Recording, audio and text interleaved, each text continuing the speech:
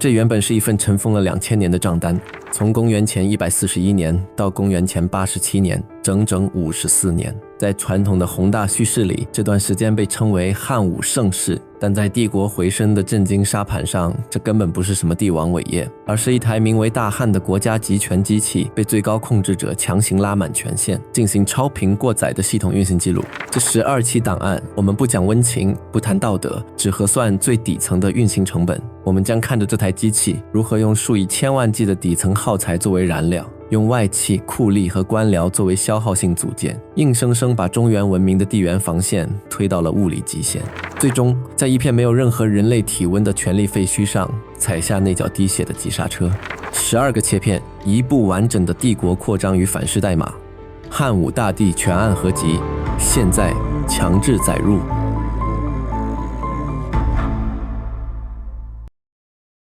在这片古老的东方大陆上，繁衍着一个庞大的族群。千百年来，我们共用着同一个名字——汉。后世的石碑上刻着一句令所有汉人都热血沸腾的豪言：凡日月所照，江河所至，皆为汉土。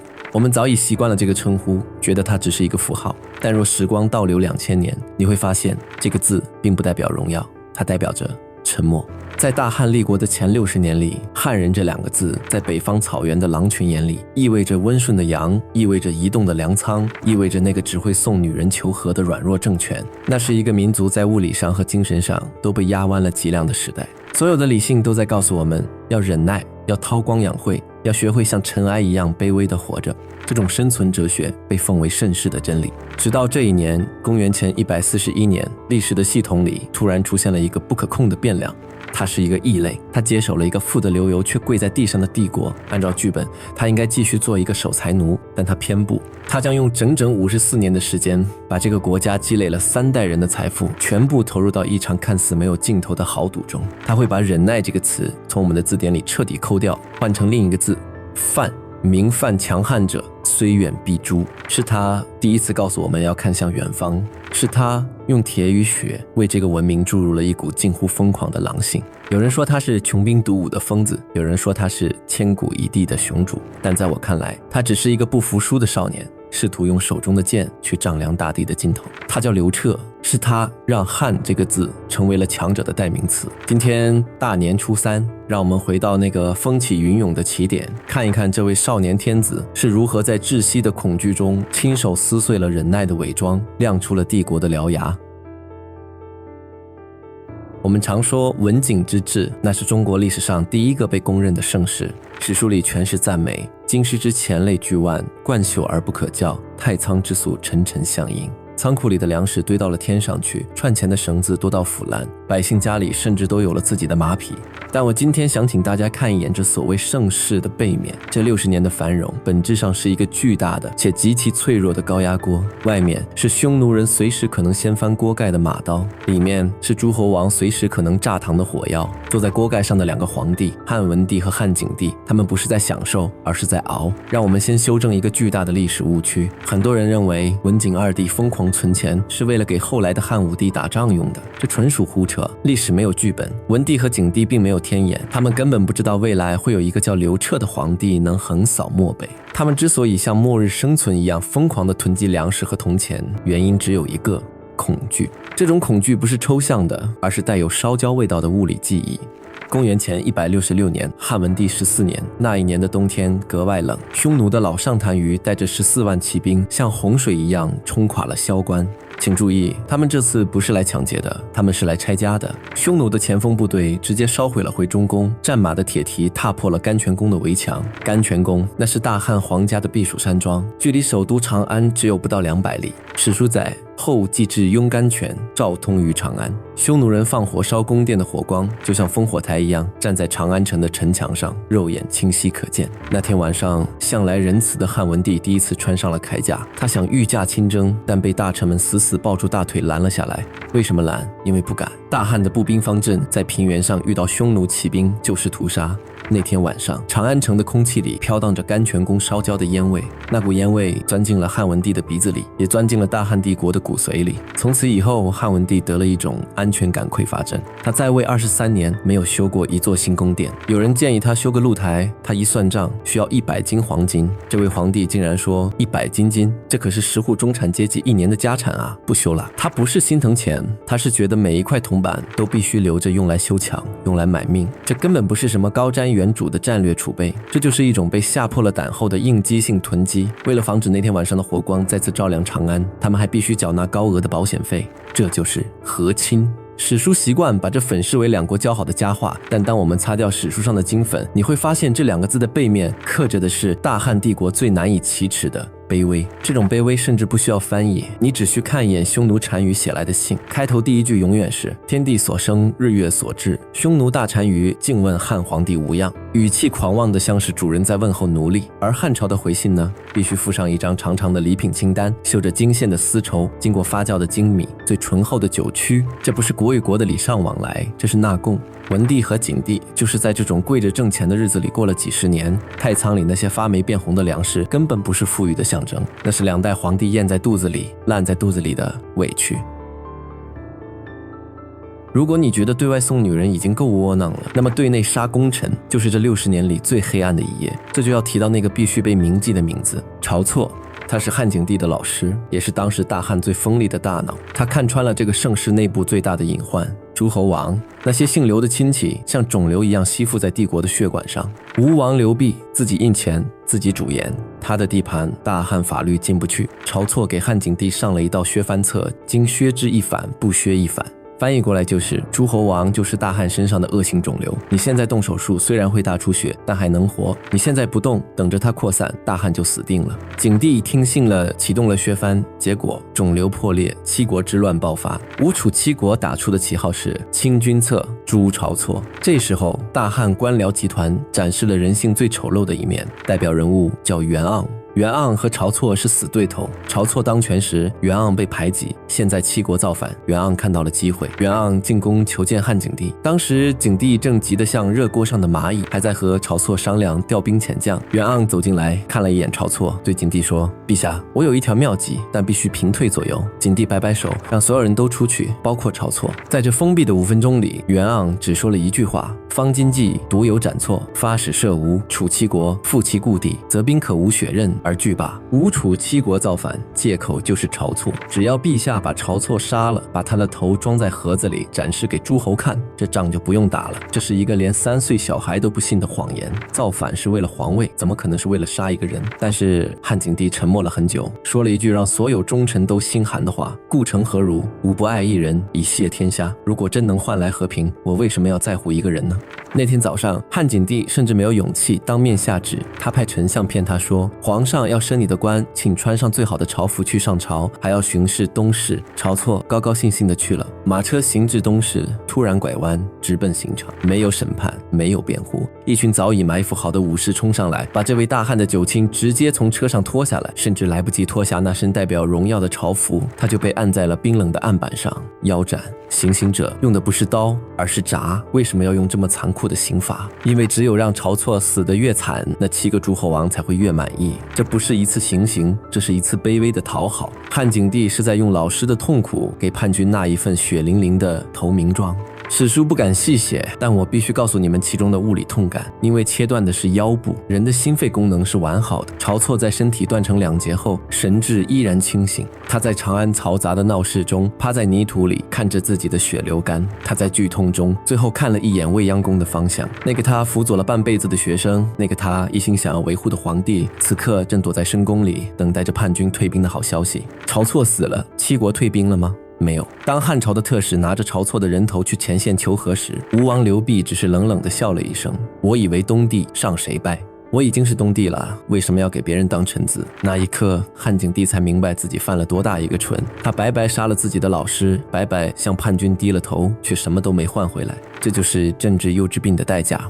这一刻，比起父亲的教导，更深地刻进了少年刘彻的骨子里。他明白了一个残酷的真理：靠牺牲自己人换来的和平，一文不值。想要不被狼吃掉，你只能变成比狼更狠的猎人。晁错的血染红了文景之治的最后一页，他用自己的半截身体证明了一个真理：在不够强大的君主面前，太过超前的改革者注定是祭坛上的牺牲品。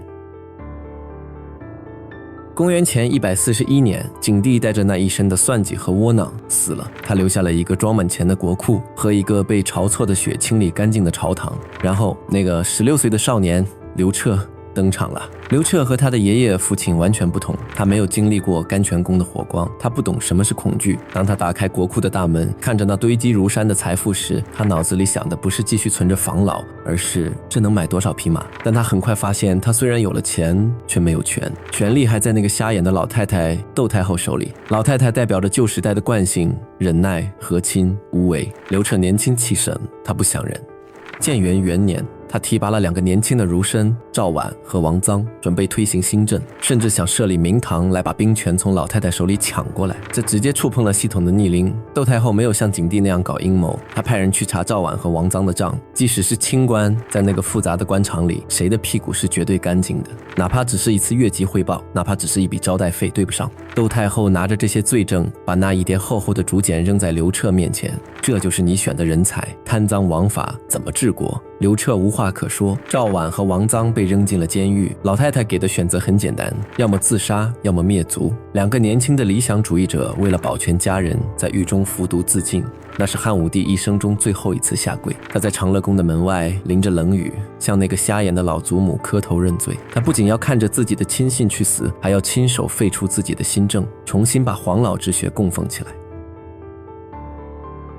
除了那个瞎眼的老太太，压在刘彻头顶的还有一座金屋，那是他的皇后陈阿娇，或者更准确地说是他的债主。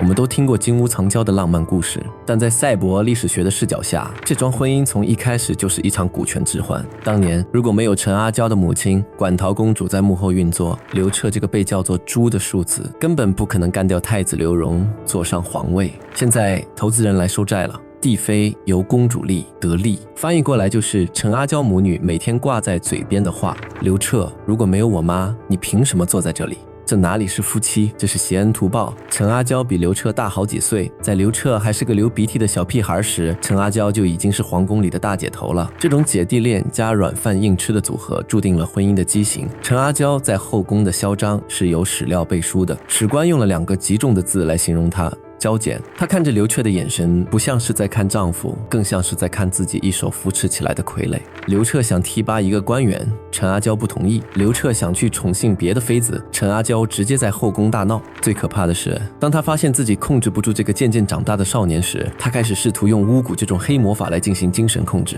求子，羽衣遣返9000万，竟无子。9000万钱，这是什么概念？这是当时半个国库的流动资金。他为了生孩子，为了挽回刘彻的心，把这些钱砸给了神棍和女巫。他在未央宫的深处，在刘彻的枕头底下埋下各种诅咒的小人。想象一下，你每天晚上睡觉，枕头底下都压着一个写着你名字的扎满针的小人。这不是皇宫，这是危情10日的惊悚现场，是精神病院。前朝被祖母压制，后宫被老婆控制，这个16岁的少年皇帝是整个帝国最孤独的人。这种令人窒息的控制欲彻底杀死了刘彻心里最后一点温情，也催生了后来那个杀伐果断的冷血帝王。那一夜是汉武帝的成年礼，他终于看懂了这个系统：爷爷靠忍，父亲靠骗，奶奶靠法，老婆靠闹。而他刘彻要想活出个人样来，要想不送女人，不杀功臣，不被玩死，他只有一条路：把自己变成一个在这个丛林法则里最耐心的顶级猎人。他擦干了膝盖上的泥，像是变了一个人。史书上说他开始微行，也就是换上便装，偷偷溜出皇宫，躲进了长安城外的上林苑。表面上他是在那里打猎玩乐，让所有人都以为他废了，但在那茂密的丛林深处，他秘密招募了一批良家子，在丛林里进行实战演练。这支名为七门军的私人武装，就是未来横扫漠北的特种部队雏形。也就是在这里，刘彻遇到了那个改变大汉国运的男人。他是一个卑微的骑奴，是一个私生子，他的名字叫卫青。大汉帝国的忍耐期结束了，那只被压抑了60年的猛兽即将出笼，所有的账都要开始清算了。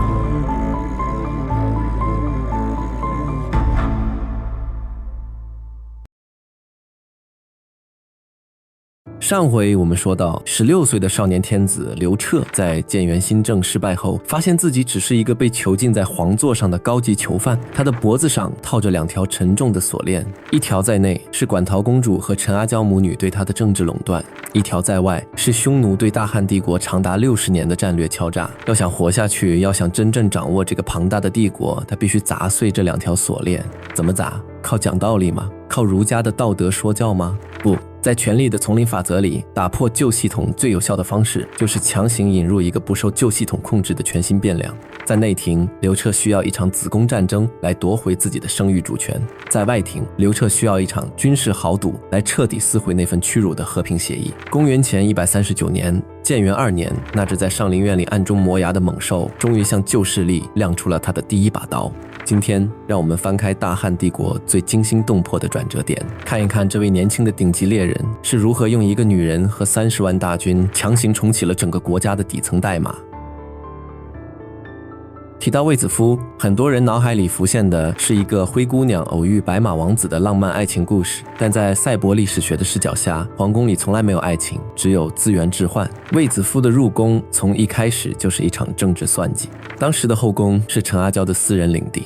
我们上一期说过，陈阿娇为了生孩子花了整整9000万钱去买生子秘方，甚至动用了巫蛊，但结果呢？史记里只有3个字：竟无子。在那个母凭子贵的年代，没有继承人，刘彻的皇位就像建在沙滩上，旧贵族们随时可以像废掉太子刘荣一样，再换一个听话的皇帝。刘彻深知，他如果继续在陈阿娇这棵树上吊死，他的政治生命随时会终结。他必须向整个帝国证明一件事：生不出孩子不是我刘彻的基因有问题，是你陈阿娇不行。这个时候，刘彻的大姐平阳公主出场了。平阳公主是个极其敏锐的政治投资人，她看出了弟弟的困境，于是她在自己的侯府里秘密圈养了10几个出身贫寒、容貌绝佳的女孩。这是平阳公主为大汉帝国筛选的新一代主板。建元2年春，刘彻去坝上祭祖，回城时顺道去了平阳侯府。平阳公主把她精心准备的10几个女孩推了出来，刘彻看了一圈，毫无兴趣。直到开饭的时候，一个叫卫子夫的欧者，也就是歌手，走上堂前。史书上的记载极其暧昧且迅速，帝悦之。接下来发生的事彻底改变了中国历史的走向。是日，武帝起更衣，子夫侍上衣，宣中得幸。仅仅是在换衣服的间隙，在侯府的更衣车里，大汉天子临幸了一个低贱的歌女，没有繁文缛节，没有明媒正娶。刘彻甚至连回宫都等不及。为什么这么急？因为这根本不是什么干柴烈火，这是一场急于摆脱政治控制的越狱。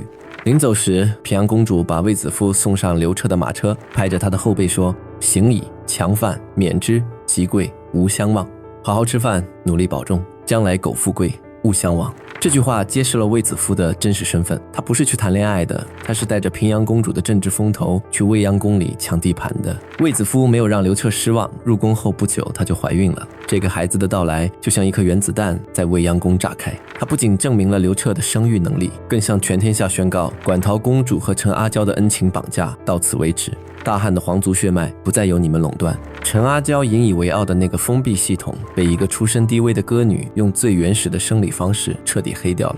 多年后，长安城里流传着一首民谣：生男无喜，生女无怒，独不见卫子夫霸天下。卫子夫的入宫带来的不仅仅是大汉帝国的皇位继承人。大家还记得我们在上一期结尾，刘彻在上林苑的奴隶堆里暗中提拔的那个卑微骑奴吗？没错，他就是卫子夫的亲弟弟卫青。这对出身低贱的姐弟就像刘彻植入大汉系统的2组超级病毒，姐姐在内廷替他砸碎了陈阿娇的基因锁，而弟弟即将去外廷替他砸碎匈奴人的百年锁链。内廷的破局让刘彻第一次品尝到了打破规则的甜头，接下来他要把这把火烧向北方。公元前133年，建元之变已经过去了8年，刘彻23岁了。这8年里，他表面上装作乖孙子，继续给匈奴送女人、送丝绸，但暗地里，他的太仓里已经堆满了粮食，他的马厩里养肥了战马。他觉得是时候测试一下大汉这台战争机器了。一个叫王辉的大臣给刘彻提出了一个计划——马邑之谋。王辉的计划本质上是一场国家级的钓鱼执法。他们找了一个叫聂一的商人，让他带着大量的财宝去边境秘密会见匈奴的君臣单于。聂一对单于说：“马邑城的县令我已经买通了，只要您大军一到，我就把城门打开，城里的金银财宝、粮食、牛羊全都是您的。”单于贪婪，他信了，他亲率10万精锐骑兵浩浩荡荡地朝着马邑城扑来。而单于不知道的是，此时的马邑城周围已经布下了一个死亡陷阱。为了这一战，刘彻几乎押上了大汉帝国所有的流动资金，他出动了整整30万大军。30万，这是文景之治2代人攒下的所有家底，是当时世界上最庞大的一支武装力量。这30万大军由5位将军统领，像一个巨大的口袋埋伏在马邑旁边的山谷里，只等单于一进城，口袋扎紧，大汉军团就会用重装步兵的方阵把这10万匈奴骑兵搅成肉泥。这是刘彻登基以来下的最大一次注。在未央宫幽暗的大殿里，这位年轻的皇帝正盯着北方的地图，等待着开牌。如果这把赌赢了，匈奴的主力将被全歼，60年的屈辱将在今天彻底洗刷。然而，命运给这位年轻的皇帝开了一个玩笑。君臣单于的10万铁骑距离马邑城只剩下最后100多里了。但就在这个时候，单于突然一拉缰绳，停了下来。作为草原上的顶级掠食者，单于有着野兽般的直觉。他看着前方的平原，突然感觉到一种令人毛骨悚然的异样。草原上到处都是吃草的牛羊，但是却没有一个放牧的人，连一只飞鸟都没有，这太反常了。史书上记载，单于立刻派兵攻下了一个汉朝的边防小亭，活捉了一个叫御史的基层军官。在匈奴人的严刑拷打下，这个御史心理防线崩溃了，他把汉朝30万大军埋伏在马邑的秘密全盘托出。君臣单于听完惊出一身冷汗，他没有丝毫犹豫，立刻下令全军掉头向北狂奔。当匈奴大军逃出汉朝的包围圈后，单于心有余悸地摸着胸口说：“吾得御史，乃天也，此天出我也。”是老天爷派这个御史来救我的啊！而此时，埋伏在山谷里的30万汉军还在等待着匈奴人钻进麻袋，左等右等，等来的却是匈奴人早已跑得没影的战报。30万大军在风中吃了一嘴的沙子，连匈奴人的马尾巴都没摸到。提出这个计划的王辉，因为害怕担责，没敢率领侧翼部队去追击，最终30万大军灰溜溜地撤回了长安。这场耗资巨大的史诗级豪赌变成了一个国际笑话。愤怒到极点的刘彻逼迫王辉在狱中自杀，给全军一个交代：金不朱辉，无以谢天下。听着耳熟吗？曾经刘彻的父亲汉景帝杀晁错时说的也是无不爱一人以谢天下。兜兜转转，这个年轻的皇帝终于明白，在帝国的这台绞肉机里，任何人都可以是给全军一个交代的代价。很多人把马邑之谋看作是汉武帝早期的一次重大军事失败，但在赛博历史学的视角下，这场看似失败的行动却完成了汉武帝最想要的一个战略目标，彻底撕毁和平协议。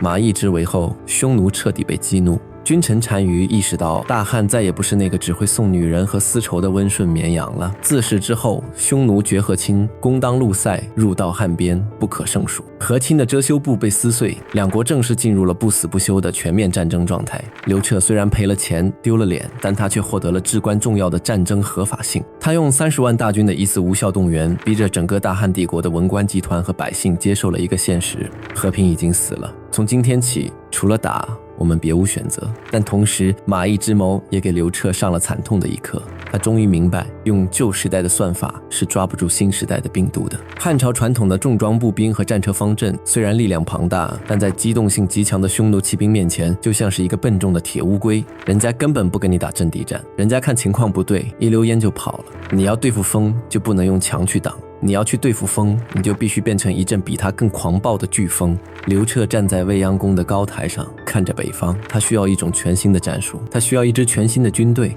他的脑海里突然浮现出那个此刻正在上林苑的密林深处替他秘密训练奇门军的年轻脸庞。大汉帝国的旧战争系统已经死机，下一次重启将是属于那个骑奴的闪电战时代。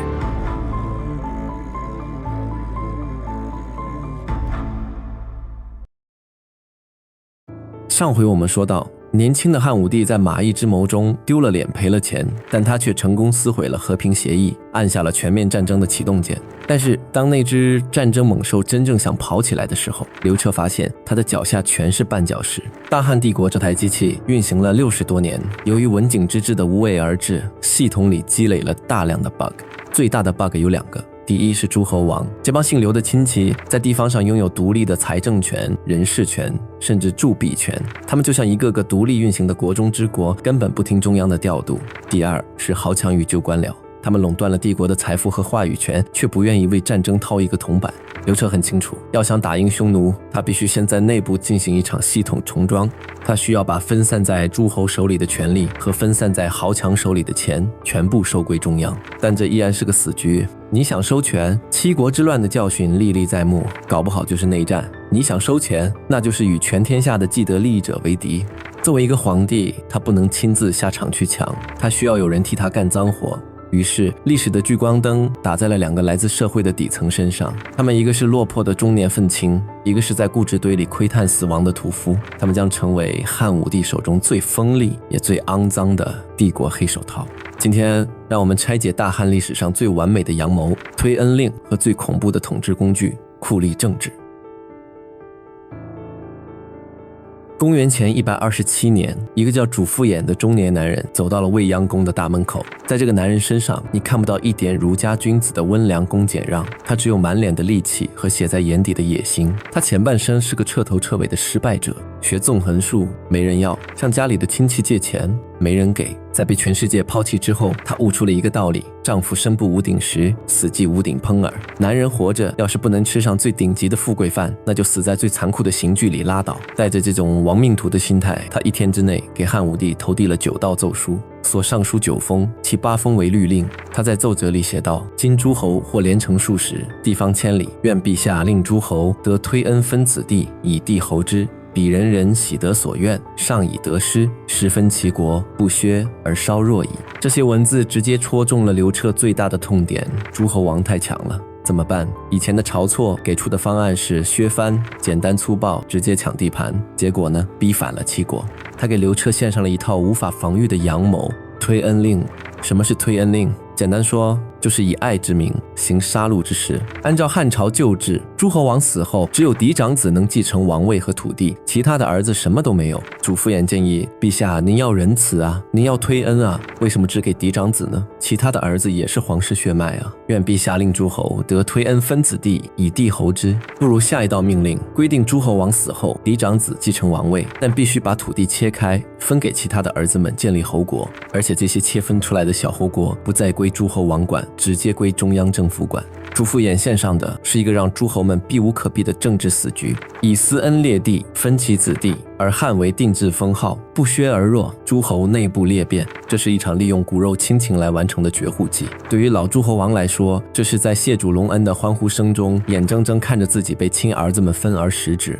这听起来很残忍，但对那些常年被打压、被边缘化的庶出儿子们来说，这却是他们等了一辈子的机会。以前他们只能当富家翁，现在他们能当国君。谁要是敢反对推恩令，谁就是在反对自己亲儿子的前途。都不用皇帝动手，诸侯王家里的内部矛盾就先炸了。儿子会逼着老子分家，弟弟会逼着哥哥割地，这是一个无法停止的链式裂变。大的诸侯国被切成几个中等，中等的再被切成无数个小的。几代人之后，曾经拥兵自重的齐国、赵国缩水成了几十个只有几个县的小点。曾经能和皇帝分庭抗礼的庞然大物，就这样在子孙的感恩声中悄无声息地崩解了。不动一刀一枪，没有流一滴血。主父偃用人性中的贪婪和公平，彻底瓦解了困扰大汉帝国60年的封建顽疾。这就是赛博历史学眼中最完美的阳谋。搞定了诸侯王，权力收上来了，接下来要解决听话的问题。刘彻需要整个官僚集团像机械臂一样精准执行他的每一个意志，谁敢有迟疑，谁敢有异议，必须清除。这时候第二只黑手套登场了，他叫张汤。如果说主父偃是阴谋家，那张汤就是一台莫得感情的法律收割机。他出身刀笔吏，从小就喜欢审判老鼠，在他眼里，人命只是案卷上的一个数字。汉武帝重用张汤，开启了中国历史上著名的酷吏政治时代。什么是酷吏？不是说他们喜欢严刑拷打，而是说他们只为上不为法。法律在他们手里不是正义的准绳，而是皇帝清除异己的兵器。张汤最可怕的发明是一个叫腹诽的罪名。什么叫腹诽？就是肚子里毁谤，你嘴上没说，你也没行动，但我觉得你心里肯定对皇帝不满，这叫思想罪。最著名的受害者是当时的农学专家大司农严毅。严毅是个老实人，因为反对发行一种叫白鹿皮币的敛财工具，得罪了汉武帝。有一天有客人来访，谈起朝廷的新法不好，严毅没有附和，只是微反唇，嘴唇微微动了一下，露出了一丝不以为然的表情。这就够了。张汤抓住这个微表情，意不应微反唇，汤奏义九卿见令不变，不入言而腹诽，论死。直接定罪。你虽然没说话，但你的表情出卖了你，你心里在骂皇帝。罪名腹诽，判决死刑。演绎的死让整个大汉官僚集团脊背发凉，这是一种恐怖的静默管理。从此以后，朝堂之上再也没有人敢对汉武帝的任何决策说半个不字。公卿大臣们见到汉武帝，只能像磕头虫一样唯唯诺诺，甚至不敢直视皇帝的眼睛。通过主父偃的分，汉武帝切碎了诸侯的身体；通过张汤的杀，汉武帝切除了官僚的大脑。大汉帝国终于变成了一台只有一个大脑，其余全是执行意志的集权机器。腹诽罪只是封住了百官的嘴，但刘彻真正想要的是全天下的钱。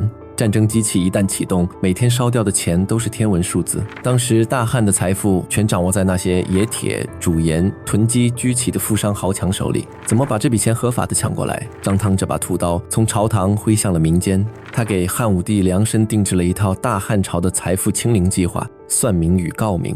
什么是算民？简单来说，就是超级财产税。朝廷下令，全天下的商人、高利贷者，甚至普通有钱人，必须主动向国家申报财产，按比例交税。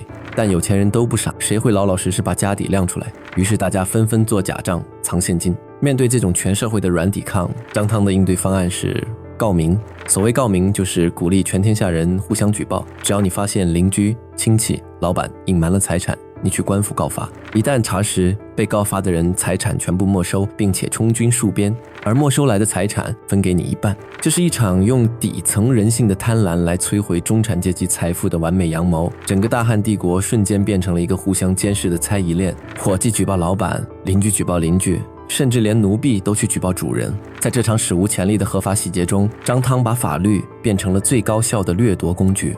史书上记载了这场运动的结局：中家以上大抵皆预告，阳可告民遍天下，中家以上大抵破。全天下中等以上的富户几乎全部破产，无数的铜钱、粮食、奴婢、田地像海啸一样涌入了汉武帝的国库。至此，刘彻不仅拿回了全部的权力，还榨干了民间的最后一滴油水。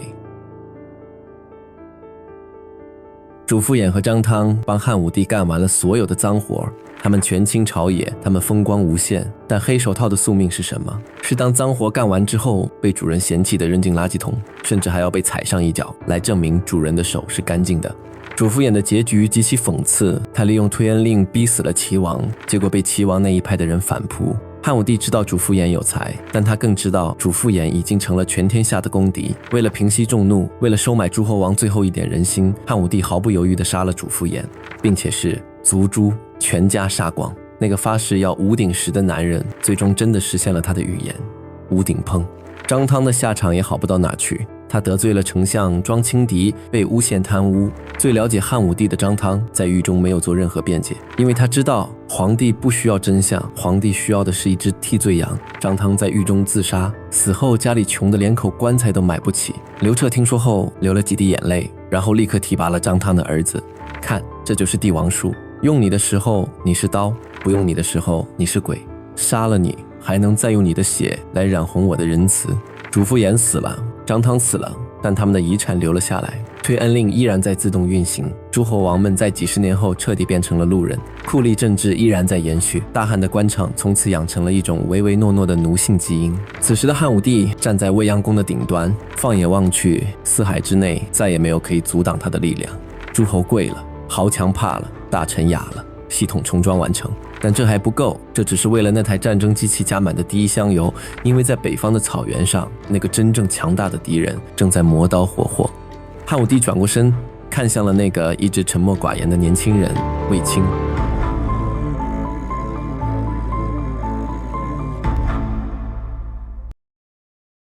上一回我们说到，通过推恩令的内部裂变和告民政策的合法洗劫，汉武帝完成了帝国史上前所未有的财富与权力重组。未央宫的国库里堆满了铜钱，上林苑的马厩里养肥了战马。刘彻手握着当时世界上最庞大的资源，但他却发现自己根本不知道该怎么打仗。在马邑之谋中，大汉出动了30万大军，却连匈奴人的马尾巴都没摸到。为什么？因为大汉帝国的军事系统太老了。从春秋战国到楚汉相争，中原王朝打的都是阵地战，我们引以为傲的是重装步兵的方阵，是强弓硬弩的火力覆盖，是战车冲锋的排山倒海。这套打法在平原上无敌，但在广袤的蒙古高原上，这就是一堆移动缓慢的废铁。匈奴人根本不和你结阵，他们是风，是狼群。他们利用极致的机动性，打得赢就咬你一口，打不赢瞬间消失在草原深处。你想用重装步兵去围剿轻骑兵，就像开着重型卡车去抓苍蝇，力量再大也是无效输出。汉武帝站在未央宫的地图前，盯着北方的阴山，他意识到要对付匈奴的游击战术，靠读孙子兵法是没用的。他必须抛弃中原王朝几百年来的战争尊严，去学习敌人的逻辑，但他绝不是去简单的抄匈奴人的作业。汉武帝花了10几年时间，将上林苑天子六厩的战马扩充到了数十万匹的恐怖规模。他组建了最精锐的羽林骑，批量生产出了环手铁刀和重型强弩。更可怕的是，他强行把步兵时代的近战冲击纪律移植到了骑兵身上。这不是一次简单的兵种替换，这是中原王朝第一次系统性的骑兵现代化，从传统的骑射游击进化成了铁骑冲锋加强弩覆盖的混合绞肉机。他需要一个没有被旧兵法洗脑的新人来操纵这台机器。这时候，一个曾经在上林苑里给别人牵马的骑奴披上了大汉的铠甲。卫青正是这场军事范式大转变的完美执行者。今天，让我们翻开大汉对匈奴的绝地反击战，看一看一个出身卑微的奴隶是如何用极致的闪电战，把匈奴人引以为傲的机动性彻底踩碎在马蹄之下。公元前129年，汉武帝决定主动出击。这一次，他没有搞30万人的大兵团决战，而是派出4路大军，每路1万骑兵，像4根探针一样，同时扎向大漠。这4路大军的统帅代表了2种完全不同的战争逻辑。其中一路是名满天下、被文人墨客吹捧上天的飞将军李广。李广出身将门，剑法如神，他打仗打的是英雄主义，打的是个人传奇。他喜欢身先士卒，喜欢单挑，喜欢在绝境中展现个人的勇武。而另一路是第一次带兵出征的车骑将军卫青。和李广比起来，卫青的履历苍白的可笑。他是个私生子，从小放羊，后来成了平阳公主家里的高级马夫，为人仁善退让，以和柔自媚于上。在旧贵族眼里，这就是个靠姐姐卫子夫上位，性格唯唯诺诺的外戚暴发户。但这4路大军洒进大漠之后，结局却极其黑色幽默。公孙敖战败，损失7000骑兵；公孙贺在大漠里迷了路，空手而归。最惨的是飞将军李广全军覆没，自己被活捉。虽然他靠着个人勇武装死夺马惊险逃回，但从军事角度看，这是一场彻头彻尾的败仗。4路大军3路崩盘，大汉帝国的精锐被匈奴当成新手村的小怪收割。直到卫青的战报传回长安，这个从来没读过兵法的骑奴交出了一份让所有老将军闭嘴的答卷。史书里记下的战果，无论是数百还是700级，听起来似乎微不足道，但你要看这几百人是在哪里杀的。龙城，那是匈奴每年5月祭天单于聚众议事的神经中枢。卫青根本没有去纠缠边境上的游骑，他用极致的隐蔽和长途奔袭切开了匈奴的腹地。这不是杀多少人的问题，而是第一次向全天下证明，大汉的铁骑同样可以穿透大漠，摧毁匈奴人不可侵犯的政治图腾。这场仗在心理上的震慑力远超战果本身。反观李广，他的个人传奇虽然在边塞流传了几十年，但在国家级的战略系统面前，个人的勇武终究敌不过定位、奔袭、拔刀、撤离的效率。古典的英雄主义在这个骑奴的实用主义面前黯然退场。龙城之战后，汉武帝彻底看清了未来的战争形态，但这种强力输出的背后是人类历史上最夸张的物资杠杆。根据推算，为了维持卫青这1万骑兵在漠北的一场机动作战，后方需要调动至少5万名步兵和数十万名夫进行阶梯式补给。史料虽未精确记载，但按1匹战马出塞日耗10斤草料推算，这批粮草运到前线，路上运输队自己就要吃掉大半。所以卫青在河南地之战中掠夺的那100万头牛羊，其战略价值等同于让汉武帝在不消耗国库的情况下，给大军续了1个月的满状态命条。这种以战养战的后勤逻辑，才是大汉战争机器能跑起来的底层代码。那些读着《左传》讲究排兵布阵的老贵族，全都被他扔进了历史的垃圾堆。大汉帝国的军事指挥权被全盘交给了卫青。公元前127年，匈奴人为了报复，大举入侵上古、渔阳，烧杀抢掠，汉朝朝野震动。所有人都以为卫青会去幽州前线支援，但是卫青看着地图，做出了一个疯狂的战术动作。他没有去救火，他带着大军从西边的云中郡出塞，沿着黄河的几字湾向西向南画出了一个巨大的半圆形弧线。他一头扎进了匈奴的正后方河南地河套平原。这是一次教科书级别的大迂回穿插。驻守在河南地的匈奴楼烦王和白羊王做梦也没想到汉军会从自己的背后杀出来。卫青果断抛弃了所有沉重的辎重，全军轻装简从，靠着就地缴获的上百万头牛羊作为全军的补给，把汉军变成了一支纯粹的游牧骑兵。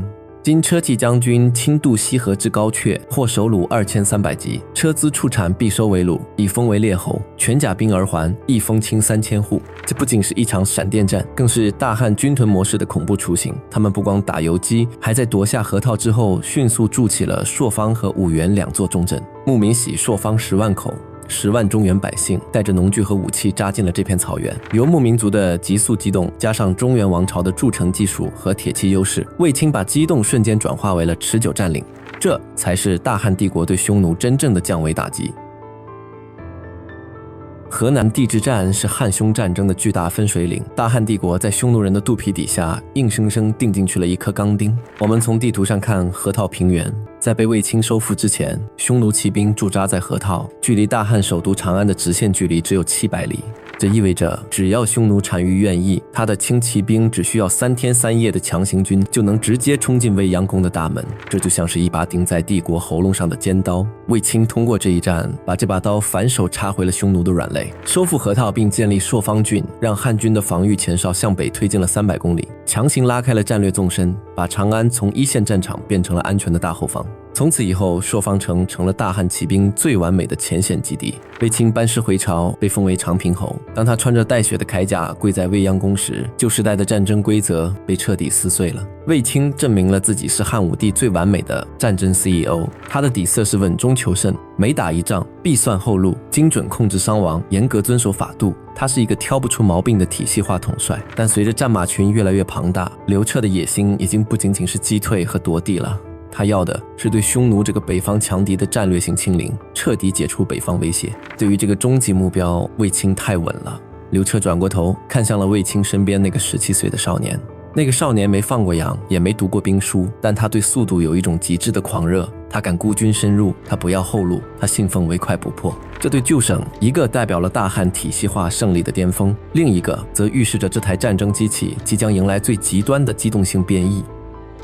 下期视频，我们将见证中国冷兵器史上堪称奇迹的战术狂飙。那个叫霍去病的少年，即将把卫青的闪电战升级成一场没有补给、没有后方、全天候的绝地大逃杀。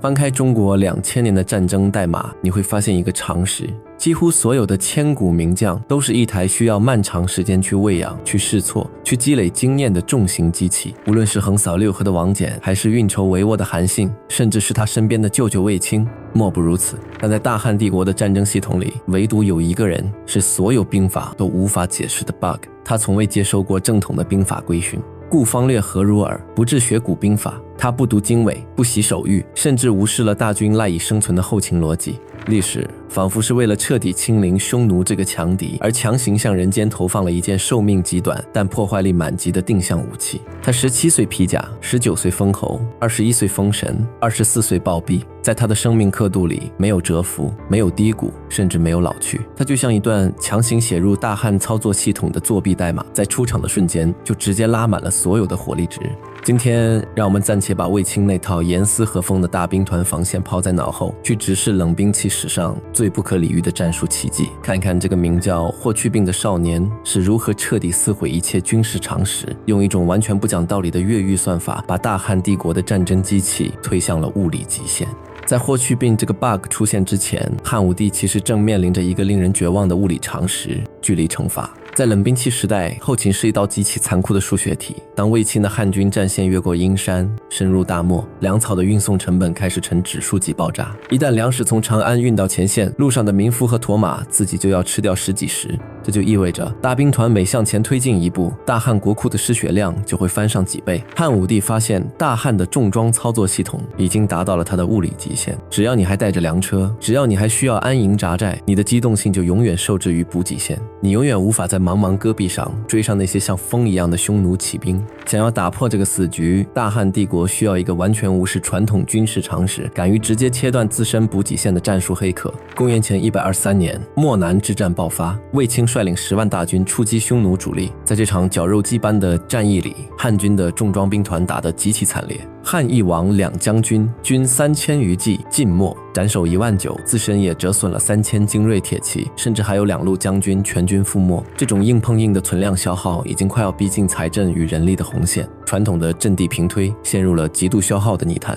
就在主战场焦头烂额的时候，年仅17岁第一次上战场的朴瑶校尉霍去病向卫青提出了一个请求，他要脱离大部队。史记《卫将军骠骑列传》记录了这场前无古人的首秀，与轻勇骑800，直弃大军数百里复力，斩捕首虏过当。弃大军，霍去病只带了800人，没有辎重车，没有后勤部队，甚至没有明确的作战地图。他像一段不受控制的一出代码，直接脱离了汉军庞大的主系统，一头扎进了数百里外的未知大漠。为什么只带800人？因为人一旦多了，就必须要有后勤。这800人是汉军系统里剥离出来的第一代特种兵，他们不结阵，不防守，抛弃了所有拖慢速度的装备，他们的目的只有一个：最高极速下的锁敌与突击。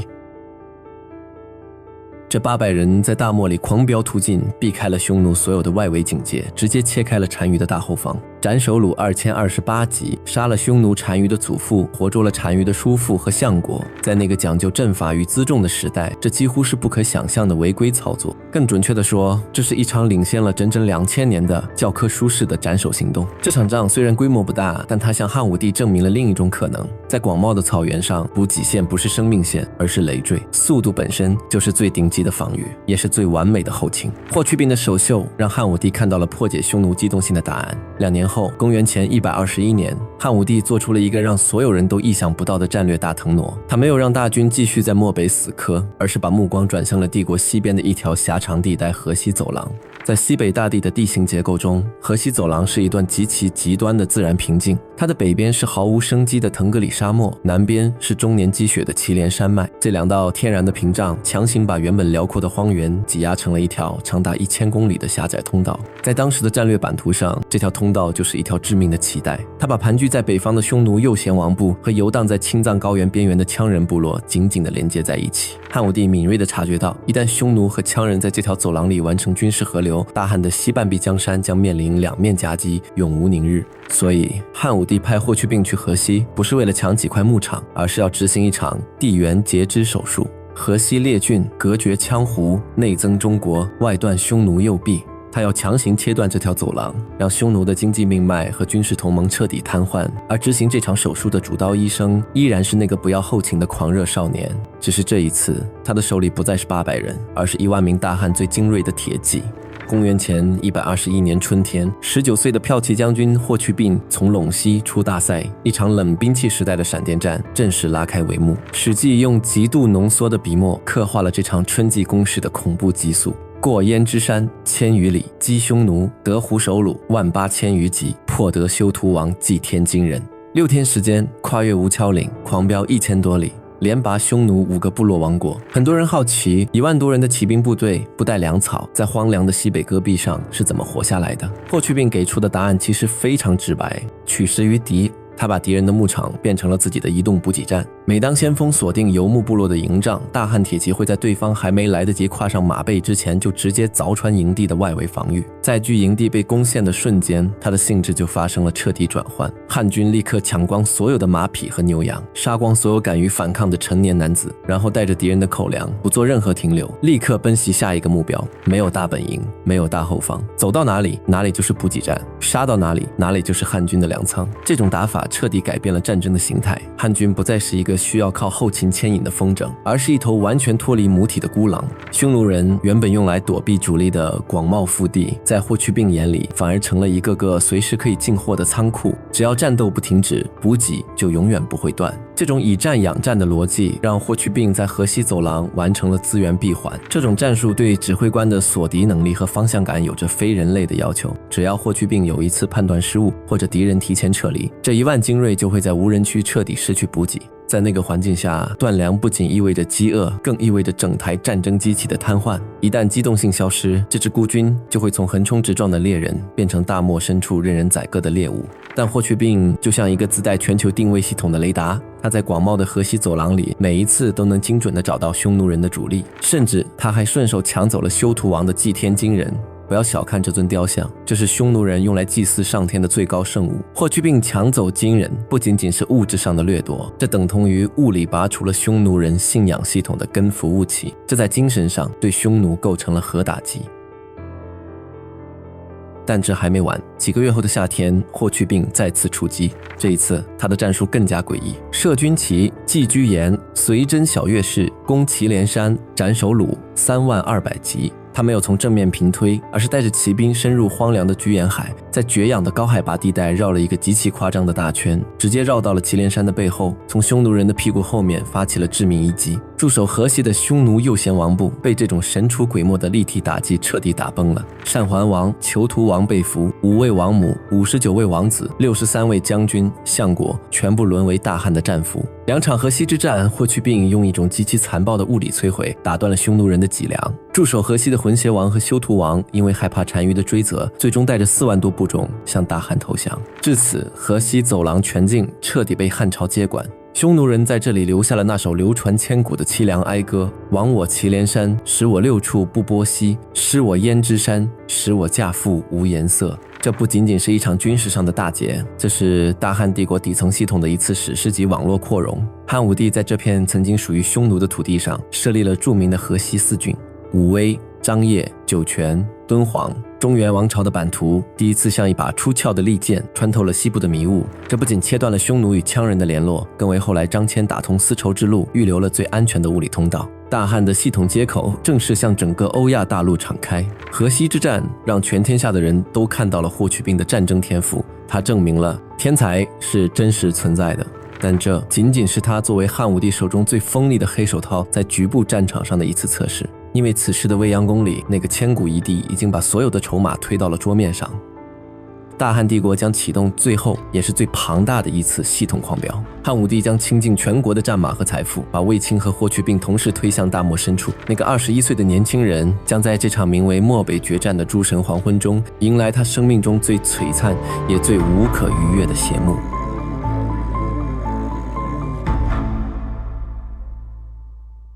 如果要在公元前119年的中国版图上找一个真实的物理坐标，那不是长安城里堆积如山的战报，而是横亘在漠北荒原上的10万具战马尸骨。这场被称为漠北决战的军事行动，在后世的教科书里被镀上了一层光环。但如果翻开大汉帝国的底层财务代码，你会看到一个触目惊心的运算结果。为了支撑10万骑兵跨越2000里的后勤补给，汉武帝不仅调动了步兵和民夫数十万人，更是将大汉马政数10年积累、官司合计的14万匹战马一次性推上了牌桌。战争结束时，活着回到长城以内的战马不到3万匹。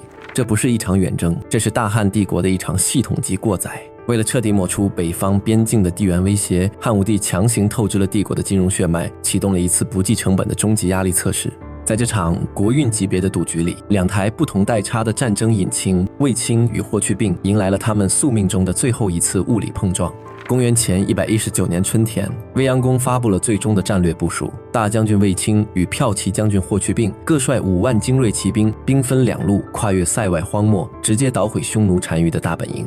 在10万大军拔营起步的震动中，大汉军方的权力架构正在发生一次隐秘的重新分配。汉武帝在战前完成了一次资源倾斜，史记留下了这道人事安排的底层逻辑：敢力战深入之士皆属骠骑。大汉系统内最强壮的士兵、最优良的战马、最先进的装备，甚至是被俘虏后投降汉朝、最熟悉地形的匈奴向导，全部被划拨到了霍去病的东路军。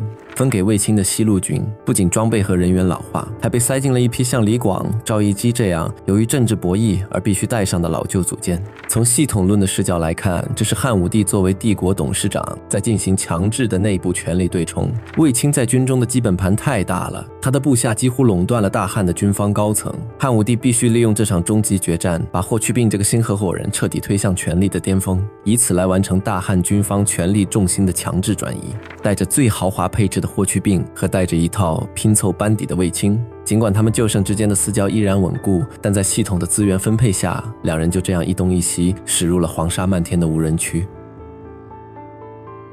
在东线战场，21岁的霍去病再次启动了他的越狱算法。他带着5万精骑深入漠北2000余里。这一次，他面对的不仅是匈奴人，大漠的白昼，地面温度能把马蹄烫到开裂，士兵的甲胄里被汗水和盐渍结成硬块，磨烂皮肤。而深夜气温会瞬间跌破冰点，汗湿的躯体在极寒中迅速失温。在这种生理超频状态下，这意味着将领和士兵都必须在马背上完成浅层睡眠。5万汉军像在马背上长出来的幽灵，他们在极寒的深夜疾驰，战马每一口粗重的呼吸都能带出大片的血污，那是马匹肺部血管在极寒空气中爆裂的征兆。这种不计后果的急速行军，让霍去病在没有任何容错率的情况下，精准锁定了左贤王的主力。这是一场没有悬念的降维碾压，汉军斩首70443人，左贤王的政治高层被一网打尽。这场战役最核心的输出并不在于杀戮的数量，而在于战后的一个动作。史记刻画了中国战争史上最著名的那个画面：封狼居胥山，单于孤岩，登临瀚海。霍去病在狼居胥山修筑祭坛，祭祀天地，拨开后世文人赋予的滤镜。这其实是一次大汉主权对草原规则的覆盖。在古代，只有天子或者拥有最高政治授权的帝国代理人才有资格举行封禅。霍去病把大汉的祭坛建在了匈奴人的圣山上，等同于在敌人的信仰中枢里强行砸下了一根宣示主权的钢钉。他是在整个东亚大陆的认知极限之外设立了一块不可逾越的物理界碑，彻底覆盖了游牧民族的地缘边界。封狼居胥这4个字从此变成了一块高温的烙铁，烫进了这片土地的血液里。在往后的2000年里，它将成为这个民族所有武将的终极业绩标准与最高图腾。卫青在跨越大漠后，与匈奴单于的主力迎面相撞。面对以逸待劳的匈奴铁骑，卫青靠着5钢车构建的环形防御阵地，硬扛住了敌军的第一波冲击。双方随即陷入贴身肉搏，这场仗打得如同绞肉机一般艰难。直到黄昏时分，大风起，沙砾击面，狂风裹挟着粗壮的沙砾，像一面巨大的屏障。游牧骑兵的视线和机动性瞬间被剥夺。这阵风和86年前吹过彭城的那阵风一模一样。在能见度彻底归零的瞬间，卫青精准地捕捉到了这笔突如其来的国运红利。汉军主力骑兵借着风沙的掩护，全线压上，大破单于的王庭大军。86年前，大风刮过，刘邦在屠宰场里捡回了一条命。86年后，大风再起，大汉帝国在绝地里完成了终极反杀。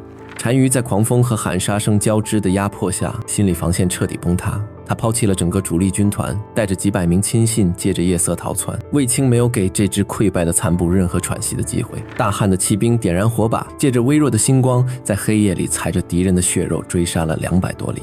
10载斩首鲁万9000级，这是单于王庭最核心的武装资产，但这还不是这场战役最致命的战果。卫青的主力一路向北，推到了匈奴腹地的赵信城。这里囤积着单于用来过冬的所有粮草和物资储备。面对这座城池，卫青一把大火把匈奴人最后的过冬口粮全部烧成了灰烬。汉军在滚烫的废墟旁驻留了1天，确认没有任何残留的资源后，这才调转马头踏上归途。至此，单于的王座被彻底掀翻。匈奴人不仅失去了核心的武装力量，更失去了赖以生存的后勤储备。漠北的极寒即将来临，失去粮草和城池的匈奴残部即将面临一场由大汉帝国亲手制造的无法逆转的大饥荒。而负责侧翼迂回的李广，在没有向导的沙漠中又迷路了。战后，面对那些由刀比例呈上专门核实战利品与追究过失的案卷，60多岁的李广拒绝进入这套羞辱老将的核查流程。这个打了一辈子仗的老将军不打算再向那群坐在官署深处里的官僚交出任何辩解，他选择了最刚烈的方式，引刀自尽。一代名将就此终结。后世文人总是用李广难封来感叹命运的不公。李广打了一辈子防守反击的阵地战，他这台运行了40多年的老旧硬件根本无法兼容漠北那种需要急速锁敌的闪电战版本。他的死不是英雄迟暮的哀歌，而是一个旧时代的战争零件，在发现自己成了帝国远征路上的冗余负累后，主动执行了最激烈的报废。李广的自毁在未央宫的朝堂上引爆了巨大的舆论反噬，这股怨气成了压垮卫青基本盘的最后一根稻草。战后，卫青的团队没有一个人获得封赏，他自己也在未央宫的权力沙盘上开始了不可逆的权势渐衰。漠北决战的结算账单传回长安，未央宫的封赏名单将帝国的权力天平彻底砸向了另一端。霍去病的部下大面积封侯，汉武帝打破了大汉的官僚建制，专门设置了一个名为大司马的最高军衔。卫青和霍去病同时加封大司马，这意味着在名义上，这位22岁的年轻人已经拥有了和他的舅舅完全平级的系统权限。在这个权力交替的风口浪尖上，汉武帝对霍去病进行了一次试探。武帝下令在长安城内为霍去病修建一座奢华的府邸，让他去看。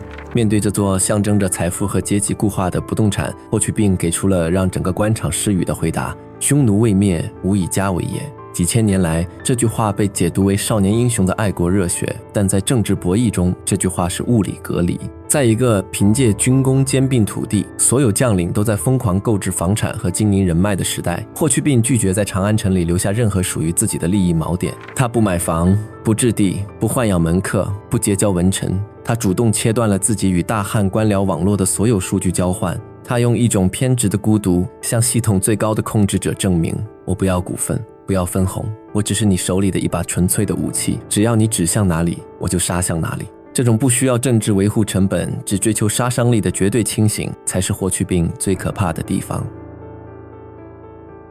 漠北决战之后的2年里，大汉的战争机器因为马匹的枯竭和财政的透支，被迫进入了休眠状态。那把最锋利的武器，却在这短暂的平静中引来了突然的崩断。公元前117年，24岁的骠骑将军霍去病猝然离世。关于他的死，后世的看客们编织了太多充满政治阴谋论的猜测。但如果我们剥离这些悬浮的剧本，回归最底层的物理常识和生物医学逻辑，答案其实客观得多。这是一个搭载了超前2000年战术算法的肉身，在那个年代，它依然受制于汉代简陋的医疗硬件。在缺水、极寒、高压的漠北无人区，它以一种反人类的节奏疯狂超频运行了7年。他的免疫系统早就被长途奔袭和疲劳拉扯到了物理极限，也许是一道在河西走廊未能愈合的刀伤引发了致命的败血症，也许是在漠北饮用了被游牧部落提前投入病死牲畜的污染水源。在抗生素诞生之前的冷兵器时代，这种看不见的生物级系统感染才是抹杀所有变量的终极武器。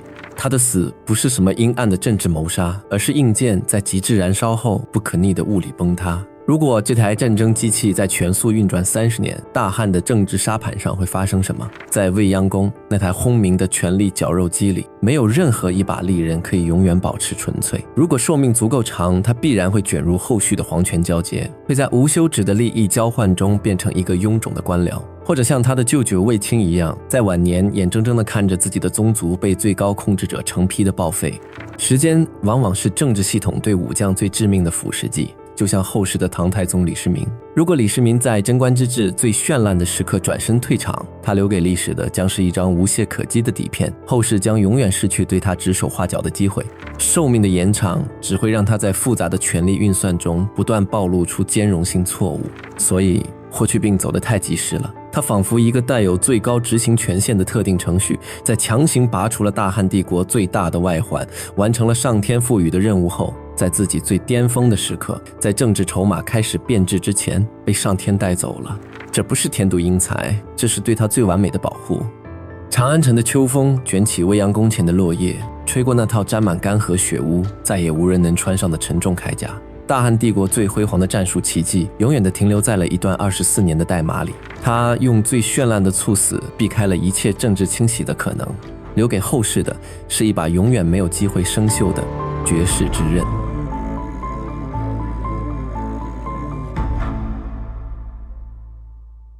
汉武帝建元年间，未央宫的案几上摊开着一卷大汉的地图，在陇西以西的位置，没有山川，没有城池，只有一片空白。公元前138年，大汉帝国的首都长安送走了一支100余人的队伍，没有浩荡的军乐，没有华丽的誓师，这只由汉中人张骞和匈奴降人唐义府带领的使团，更是一次在完全缺乏地缘情报和补给支持下向未知疆域进行的渗透。彼时的汉武帝刘彻正看着未央宫里的地图，大汉帝国在当时的东亚大陆上处于一种令人窒息的地缘禁锢之中。北方的游牧匈奴像一道无法逾越的鸿沟，将汉朝封锁在长城以南。为了打破这层封锁，汉武帝需要寻找一个传说中的盟友大月支。匈奴破月之王以其头为引器，据说这个曾被匈奴击败，连国王的头骨都被匈奴单于做成酒碗的部落，已经西迁到了无人知晓的远方。汉武帝的战略意图是找到他们结盟，然后从东西2个方向对匈奴腹地完成战略级的双向夹击。但问题是，大月支在哪里？中间隔着多少个国家？要走多少年？一无所知。在当时的汉人认知里，出了陇西就是一片被黄沙和死亡笼罩的荒漠。张骞带着大汉的结账，带着100多人，就这样一头扎进了这个深不见底的地缘盲盒。他们刚踏出汉朝的实际控制线，就迎面撞上了匈奴的游骑兵。这场本该是纵横捭阖的地缘外交，在出发的第一步就变成了全员被俘的阶下囚，一场长达13年的绝境求生就此拉开序幕。匈奴得之，传议单于，单于留之。刘谦10余岁，于妻有子，然谦持汉节不失。在匈奴的10年是一场漫长的心理折磨。当时的匈奴君臣单于并没有把张骞拉出去砍头，单于采取了一种更为高明的同化策略。他给了张骞牛羊，分给他穷庐，甚至给他分配了匈奴妻子，让他生儿育女。单于试图用日复一日的草原生活，用妻子儿女的羁绊，去一点点消磨掉张骞的汉朝记忆。10年3600多个日夜，张骞看着身边的随从一个个在极寒的白毛风中倒下，或者在绝望中彻底变成了穿着皮裘喝着羊血的匈奴人。他的口音或许已经染上了胡风，他的双手也因为放牧而长满了老茧，但张骞仍随身携带汉庭授予的符节，维持其作为大汉外交使节的标志与法律身份。那根象征大汉帝国授权的节杖被他贴身保管，上面的牦牛尾毛已经在10年的风沙和抚摸中全部脱落，只剩下一根光秃秃的竹竿。但这根竹竿是张骞与长安之间唯一的精神锚点。终于在公元前129年前后，匈奴内部因为草场和权力更迭出现了一丝松懈，监视网出现了一个短暂的缺口，张骞果断选择了逃亡。但他逃亡的方向让所有人震惊。在被囚禁了10年，受尽折磨之后，任何一个正常人的第一反应都是向东逃回故乡，逃回安全的长安。但张骞带着向导唐义府调转马头，义无反顾地向西狂奔。对于张骞来说，10年的折磨只是延缓了任务的进度，但并没有取消任务本身。哪怕这具躯体烂在大漠里，他也要去执行那个10年前未央宫下达的战略指令。向西的道路是一条挑战人类生理极限的死亡行军，他们穿越了塔克拉玛干沙漠的边缘，一头撞上了葱岭，经帕米尔高原。这是一道横亘在欧亚大陆中部的天堑，平均海拔4000米以上，终年积雪，极寒缺氧，没有后勤补给，没有御寒的重装。张骞和唐义府在冰川的裂缝中穿行，严重的高原反应让他们的每一次呼吸都像是在吞咽碎玻璃。当这2个衣衫褴褛如同野人一般的汉朝使者终于翻过雪山，站在大渊国今乌兹别克斯坦费尔干纳盆地的土地上时，大渊国王震惊了。大渊人早就听说过东方有一个极其富庶的汉帝国，但从未有过接触。张骞的到来像是一个天外来客，生生把2个完全隔绝的文明板块拼接在了一起。在大渊的帮助下，张骞继续西行，经过康举，终于抵达了大夏。在这里，他找到了那个让汉武帝魂牵梦绕的大月支，但现实却已发生了变化。大月之王以为虎所杀，立其太子为王，继承大夏而居，地肥饶，少寇，治安乐，又自以远汉，殊无报胡之心。大月支确实在这里，但他们已经变了。这片被称为大夏的土地，河流纵横，物产丰饶。大月之人在完成西迁后，赶走了原住民，全盘接管了当地成熟的农耕与商业文明。在地理与财富的双重洗礼下，这个曾经在马背上饮血的游牧部落，完成了向定居统治者的身份转型。他们在这片土地上拥有了城市、农田和庞大的既得利益。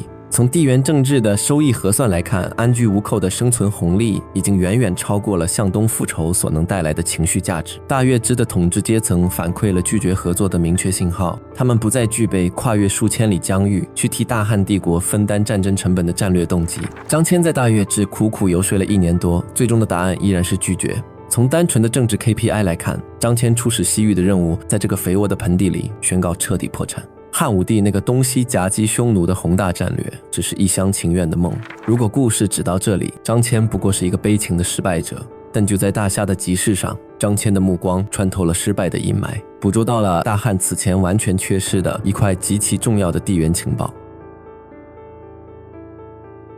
在大夏熙熙攘攘的市场上，张骞停下了脚步，他在那些高鼻深目的商人摊位上竟然看到了熟悉的物品鼠布和琼竹杖，这是直产自大汉西南地区今四川一带的特产。他拉住商人询问货物的来源，商人告诉他，这些特产是从东南方数千里之外一个叫渊渎的国家经由商贾一路辗转贩卖过来的。这个极其微小的商品流通细节，在张骞极具战略眼光的大脑中迅速完成了一次严密的供应链逆向推演。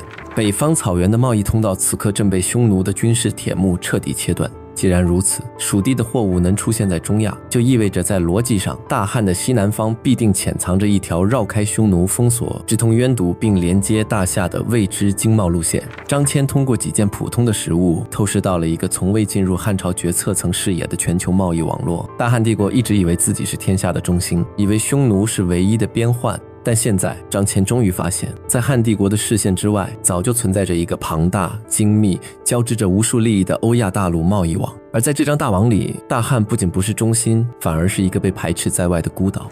匈奴这个大汉眼里的野蛮人，竟然一直垄断着整个北方大陆的贸易通道，做着东西方文明的中间商，汲取着惊人的财富。不仅如此，张骞还在这片土地上观测到了另一种足以改变战争形态的战略资源——大渊国的汗血宝马。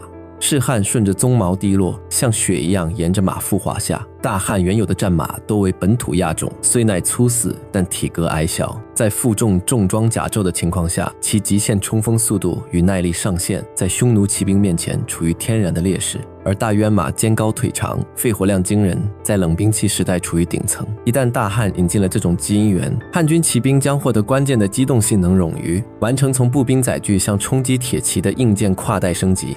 张骞意识到，他虽然没有找到盟友，但他找到了帝国未来100年的核心利益，必须把这些情报带回长安。大汉不能再闭关锁国的与匈奴在长城沿线死磕了，大汉必须打通河西走廊，冲进这个广阔的世界版图里去抢资源。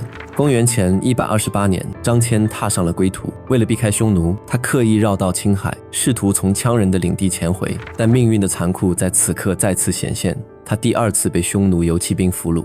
再次落入单于之手，张骞依然一言不发，他就像一个装满了情报的容器，封锁着自己。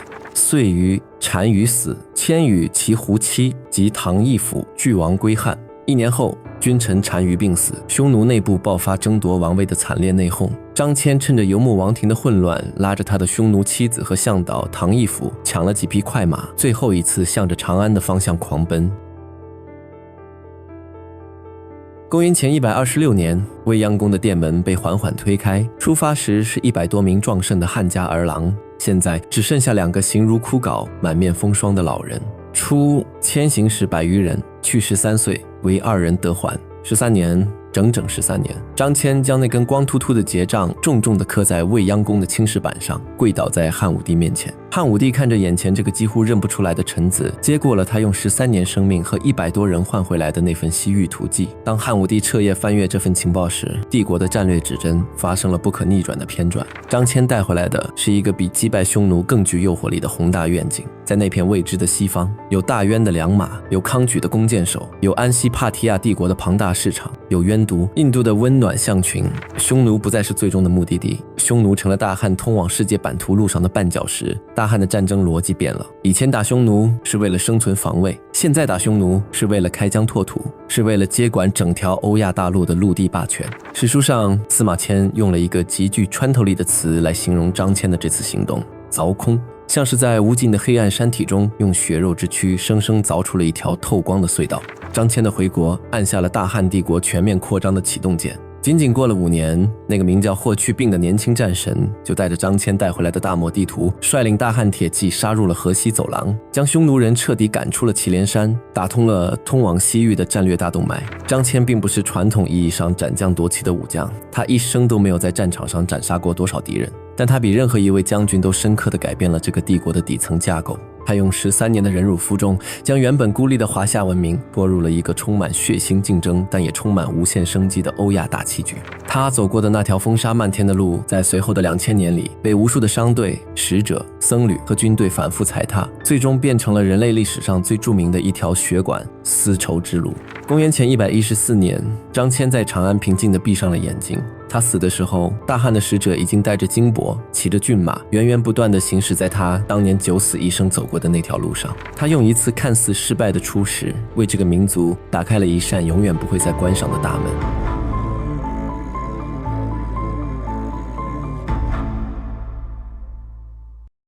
上一集我们讲到，卫青、霍去病在漠北决战中打出了华夏冷兵器的巅峰，风狼居胥，热血沸腾，但在那光芒万丈的绝世武功背后，却隐藏着大汉帝国的财政黑幕。为了支撑这场规模空前的消耗战，大汉帝国的 CFO 桑弘羊举起了一把名叫国家垄断的金融镰刀，将整个大汉底层的平民和商贾彻底格式化成了战争的燃料。今天让我们撕开风狼居胥的热血滤镜，看一看这场伟大胜利背后那笔令人窒息的血泪账本。未央宫的少府库房里散发着一股生兽皮发酵的腥气，几名低阶官吏正冷漠地将一张张白色的鹿皮裁成一尺见方的皮块，然后在边缘绣上粗糙的彩色花纹。这就是大汉帝国在漠北之战后向全国顶级权贵和富商发行的新型法定货币白鹿皮币。它的实际成本不过是一头在上林苑里吃草的白鹿，但在汉武帝刘彻的强制设定下，这样一块散发着腥味的方形皮革，法定面值是40万钱。按照朝廷的新规，任何王侯将相在朝见皇帝时，都必须花40万真金白银买下这块皮子作为垫子，否则就是大不敬，直接夺爵抄家。这不是什么精妙的金融创新，这就是大汉帝国在彻底破产的边缘，对国内高净值人群发起的一次毫无遮掩的现金融资。抢劫的起因是未央宫案几上那本令人绝望的账册。漠北决战的伟光正之下，掩盖着庞大的战争消耗。司马迁在案卷中对这场辉煌胜利的后续留下了一笔定损数据：两军之出塞，塞越关及司马凡14万匹，而复入塞者不满3万匹。14万匹战马出塞，活着走回长城的不到3万匹。11万匹代表着帝国最高机动性能的战争载具，永远填进了大漠的黄沙里。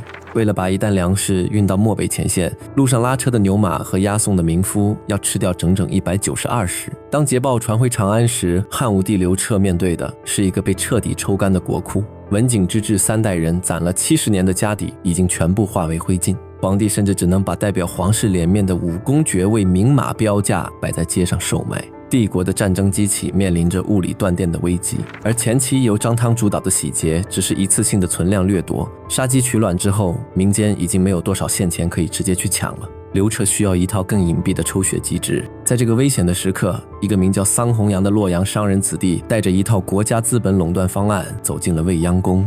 桑弘羊接手财务后的第一刀，直接砍向了帝国的金融命脉铸币权。在汉初，为了活跃经济，民间富商和地方诸侯是可以自己铸造铜钱的。这意味着大汉的经济结算网络拥有无数个不受中央控制的发行端口。由于缺乏统一标准，商人甚至可以通过磨掉钱币边缘的铜屑来非法获利。桑弘羊的方案是废除天下所有的旧币，将全国的造钱模具全部收归长安，由中央直接下属的上林3官统一铸造。这种新钱被称为五铢钱。汉书《识货志》记录了这项政策的排他性：天下非3官钱不得行，严查非己铸，皆毁以铸其钱。除了中央政府铸造的钱，天下所有的货币全部作废。地方上只要查出私自铸币，一律强制熔毁，铜料没收充公。这不仅仅是统一货币，这是对全国金融结算工具的强制收容。大汉帝国彻底垄断了财富的度量衡。从此以后，民间创造的每一分财富都必须经过未央宫的通道进行结算。统一了度量衡，桑弘羊开始捏住全天下老百姓的生存命脉。在此之前，大汉的盐铁主要由民间富商经营。桑弘羊的逻辑很简单，把这些最赚钱的产业全部收归国有，帝国不收税了，帝国直接下场做唯一的垄断老板。为什么必须是盐和铁？因为这是无法逃避的生物学与农业铁律。人不吃盐，肌肉就会痉挛；农民没有铁犁，就无法打破板结的土壤。桑弘羊精准地锁定了这2项绝对刚需。只要老百姓还要活命，还要种地，就必须乖乖把钱交到官府的柜台上。但当国家机器成为唯一的生产商时，底层的灾难就开始了。官营的冶铁作坊为了追求极致的成本控制和利润指标，采取了一刀切的生产模式。他们不再根据各地的土壤特性制作农具，在需要精耕细作的水田区，官府下发的是沉重笨拙的开荒大犁；在山岭地带，官府强制售卖的是无法入土的劣质生铁。盐铁论随汉记录了老百姓在这场垄断下的绝境：铁器苦恶，假贵或将令买之。官府造出来的铁农具质量低劣，一碰就碎，而且价格昂贵，老百姓觉得不适用，不想买怎么办？地方官吏为了完成朝廷的销售 KPI， 会带着兵丁上门将令买之，强行摊派，不买也得买。大汉百姓连拒绝交易的权利都被剥夺，底层农民被迫购买这些残次品硬件，许多人被迫退化到用木棍去刨地的原始状态，而他们交上去的血汗钱转手就被装进运钞车，变成了北方前线的箭矢。收割完底层农民，桑弘羊的目光转向了商业流通领域的最后一块蛋糕——物流与空间差价。商人的本质是利用信息差和物流搬运赚钱。桑弘羊决定让帝国亲自下场，吃掉这笔庞大的物流红利。他推出了军书法。按照旧制，各郡国每年都要向长安进贡当地土特产，比如江淮进贡橘子，蜀地进贡丝绸。但这些东西运到长安，不仅运费惊人，很多生鲜在半路就腐烂了。即使运到了，皇室也用不完，只能在仓库里发霉。桑弘羊在全国各郡国设立了军书官，这些官员手里掌握着帝国最庞大的官府车队。当地方把土特产交上来后，军书官不再把他们往长安运，而是直接拉到那些缺少这种物资的邻近省份，就地高价卖掉，把赚到的现钱押运回长安。司马迁在《史记平准书》中记述了这个国家级套利网络的运转模式。都授天下伪书，赵公官制车诸器，皆尊物之贵贱以类相异，动用国家运力垄断了全国的运输网络。国家机器化身全天下最大的二道贩子，根据各地物价的高低进行精准的跨区域收割。民间的私人商队在拥有无尽特权的军书官面前根本无法竞争，最终被成批的挤压破产。商业差价从此成了帝国的专属利润。控制了空间后，桑弘羊在长安抛出了他的终极竞技框架——平准法。如果说军书法控制了空间，那么平准法就控制了时间。桑弘羊在长安设立了平准机构，将全国各地运来的物资全部囤积在国家级战略仓库里。这个机构的作用相当于一个宏观市场的操盘手。当某种商品短缺，私人商人准备抬高物价时，平准官就会直接抛售低价储备，把价格强行砸下来。反之，当商品过剩，价格暴跌时，平准官又会动用资金，在最低点将民间货物洗劫一空。名义上这是为了平抑物价，但实质上是大汉帝国亲自坐庄，垄断了全国的定价权。帝国既是裁判员，又是拥有无限筹码的最大玩家。在这场零和博弈中，民间仅存的商业资本被彻底绞杀。在一系列组合拳之后，桑弘羊向汉武帝汇报了他的业绩。《史记平准书》里记载了他那句豪言：“民不义富而天下用饶。”桑弘羊对皇帝说：“您看，我没有给老百姓增加1文钱的人头税，但国家的钱库现在已经多得用不完了。”这句看似完美的汇报，却是中国古代经济史上最大的谎言。确实没有在账面上增加赋税，但是老百姓吃的每一口高价盐，用的每一把被强制购买的劣质农具，每一笔被军书官吃掉的物流差价，全部都是隐藏在暗处的超级税收。帝国通过垄断商品流通的每一个毛细血管，将民间的高血无声无息地抽干。桑弘羊的这套经济学完美地拯救了汉武帝的战争危机。从帝国生存的角度看，这套制度极其有效。从那以后，汉军依然可以毫无顾忌地跨越几千里大漠去追击匈奴，甚至为了几十匹汗血宝马就发动远征西域的灭国之战。国库里的钱仿佛真的永远也花不完。但这一切的代价是整个大汉社会经济活力的彻底丧失。在国家资本主义的超级垄断下，商人阶层被强制清场，农民被死死绑在贫瘠的土地上。如果你站在未央宫的台阶上俯瞰天下，你会发现大汉帝国这台庞大的国家主机之所以能向欧亚大陆投射出极其恐怖的军事算力，完全是因为它在内部切断了所有民间自主生长的回路。那些倒在漠北风沙里的战马，和那些握着卷刃的铁锄头在田间死去的农夫，在汉武帝的宏大叙事里并没有什么本质的区别。在这套精密的帝国系统里，他们都只是维持伟大战争运转的燃料与耗材。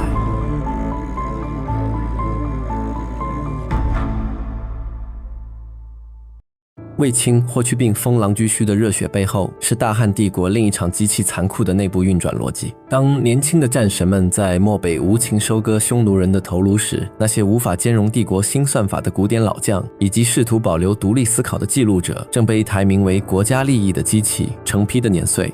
今天让我们撕开大汉武功的宏大滤镜，看看飞将军李广、硬核部将李陵以及太史公司马迁是如何被这套绝对集权的算法彻底沦为废弃耗材的。汉武帝元寿4年的未央宫内，负责军功核算的文法官吏正翻阅着一份将领档案。档案的主人叫李广，在这个大汉帝国最顶级的武将履历表上，赫然写着历经汉文帝、汉景帝、汉武帝3朝，与匈奴大小70余战。按照大汉斩首一级、赐爵一级的底层逻辑，一个打了一辈子仗的高级将领，哪怕只靠微小的战功累积，也早该封侯了。但李广的爵位栏里只有一个刺眼的0。与他同时代出道的将领，甚至他手下的中层军官，有几十人都已经凭借战功封侯，唯独这位威震匈奴的飞将军，直到头发花白，依然是一个没有爵位的普通将军。千百年来，无数人感叹李广命途多舛，但在大汉帝国这套军功系统里，根本没有运气这2个字。李广的悲剧不是苍天无眼，而是作为一台旧时代的战争设备，他已经被大汉最新的军事算法判定为不兼容。汉武帝时代的对匈战争已经发生了形态上的根本迭代。在汉初，汉军对匈奴主要执行长城沿线的防御反击，这种战斗规模小、时间短，极度依赖将领的个人勇武和战场直觉。李广就是这个时代的巅峰，他能百步穿杨，能单骑冲阵，甚至能在被俘后夺马逃生。他的作战风格是典型的游侠模式，行军不排兵布阵，驻扎不打更巡逻，全凭极高的敏锐度寻找战机。但到了卫青、霍去病的时代，汉军的战略目标变成了深入大漠的跨兵种歼灭战。这不再是几百人的边境械斗，这是动辄10万骑兵、几十万步兵后勤，跨越上千公里的系统级工程。在这个新版本里，战争打的是后勤参数、行军配速、多路大军的协同与精准的坐标导航。卫青出塞计算的是每匹马每天消耗多少草料、水井的分布、经纬度，以及各路大军如何在指定时间完成战略合围。而李广依然在凭直觉打仗。司马迁在《史记·李将军列传》中留下了他战绩惨淡的原因：其将兵数掘墓，及以击匈奴，皆为虏所败，或无功。这13字的史料指出了现实，只要让李广带兵深入大漠，结果不是全军覆没、为虏所败，就是连匈奴人的影子都摸不到。在缺乏地标的几十万平方公里戈壁上，个人英雄主义毫无生存空间。李广缺乏数据收集能力，拒绝严密的军政管理，这导致他的部队在宏大的系统战中，永远是一个随时会崩溃的乱麻。他不是运气差，他是大汉军事系统升级后被淘汰的滞后产能。公元前119年，漠北决战爆发，这是汉武帝倾举国之力发动的一场终极清算，全天下最精锐的14万匹战马入局。60多岁的李广苦苦哀求，终于要到了一个前将军的编制，但他不知道，在这场千万级投资的战略项目中，最高指挥部已经在后台下达了指令，剥夺了他的核心执行权限。《史记·李将军列传》记录了这道后台指令：大将军应受警告，以为李广老，庶其无令当单于。汉武帝私下警告总司令卫青，李广这个人年纪大了，而且庶其数据异常，绝对不能让他负责正面攻击匈奴单于的主力任务，以免破坏整个合围计划。于是卫青强行将李广调离了中路，让他去走最难走、最缺乏水草的东路进行迂回。更致命的是，李广没有向导。在没有导航数据的情况下，李广的部队一头扎进了环境极其恶劣的东部荒原。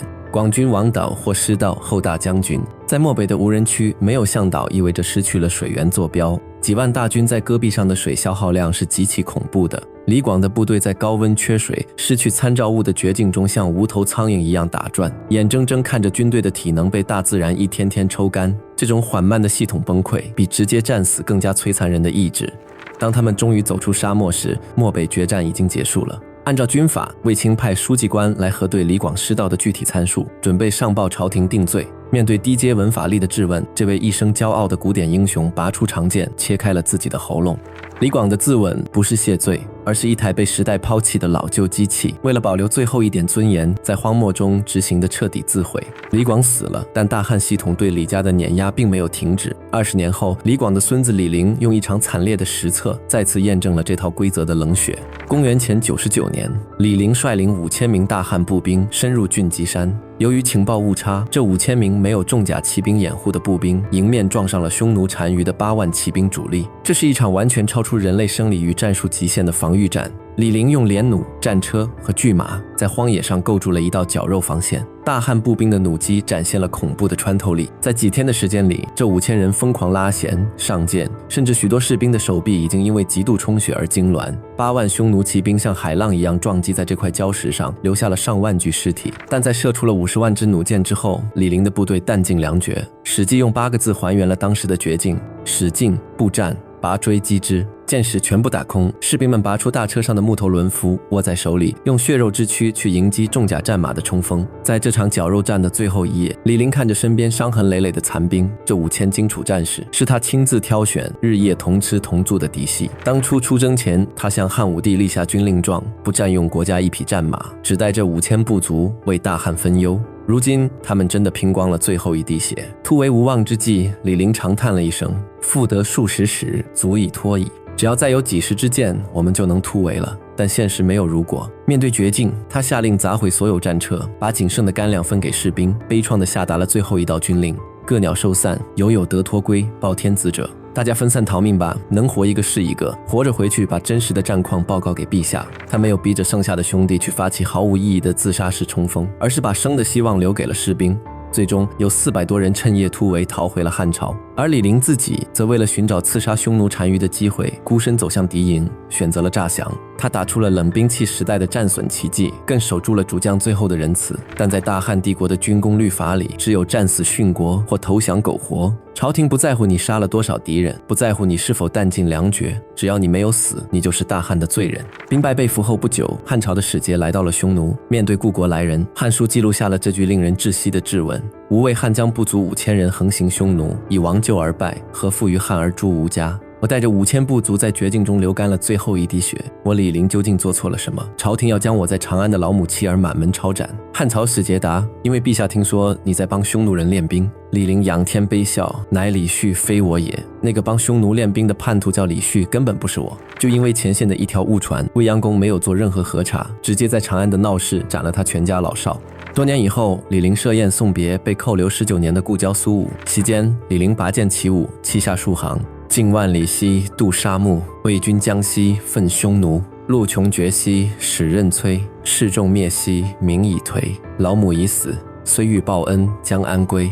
他和那5000个战死的兄弟一样，在宏大的战争棋盘上，只是随时可以被丢弃的耗材。这位硬汉在茫茫的匈奴风雪中，成了一个永远没有家、没有国，只能背负骂名的游魂。汉武帝死后，大将军霍光派使者接他回国，使者在酒席上悄悄握住李陵的脚，许诺高官厚禄。李陵道：吾以胡服矣，丈夫不能再辱。我已经穿上匈奴的衣服了，我的心早跟着全家死在了长安的刑场上，绝不能再回去了。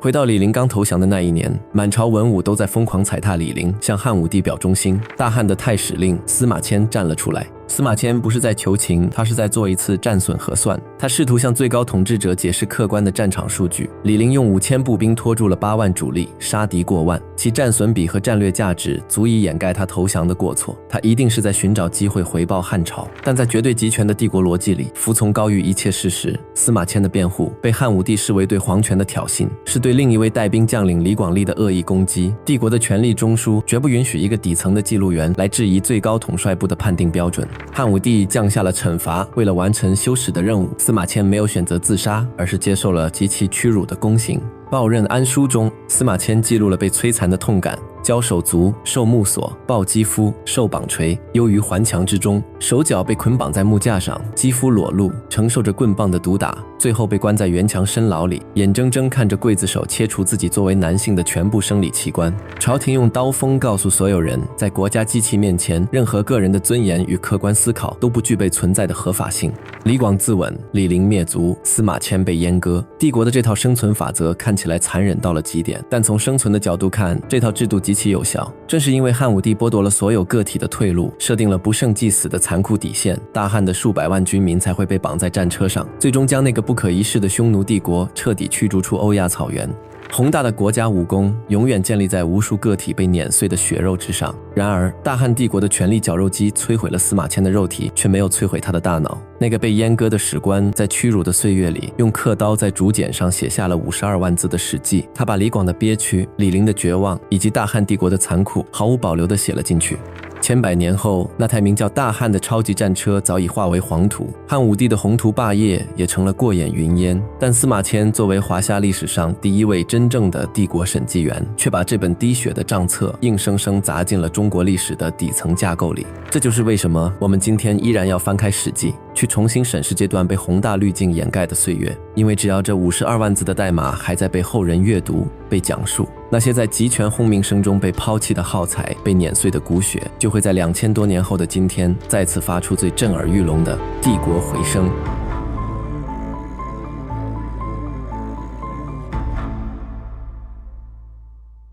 大汉帝国的战争机器在汉武帝的意志下狂飙了40年，卫青、霍去病打出了封狼居胥的武功，桑弘羊榨干了民间的最后一枚铜钱。这台名为大汉的集权战车看起来已经无懈可击，但历史的铁律是，当一台机器将性能压榨到极限，且没有任何外部制衡时，它最致命的崩溃一定是从核心的权力中枢开始的。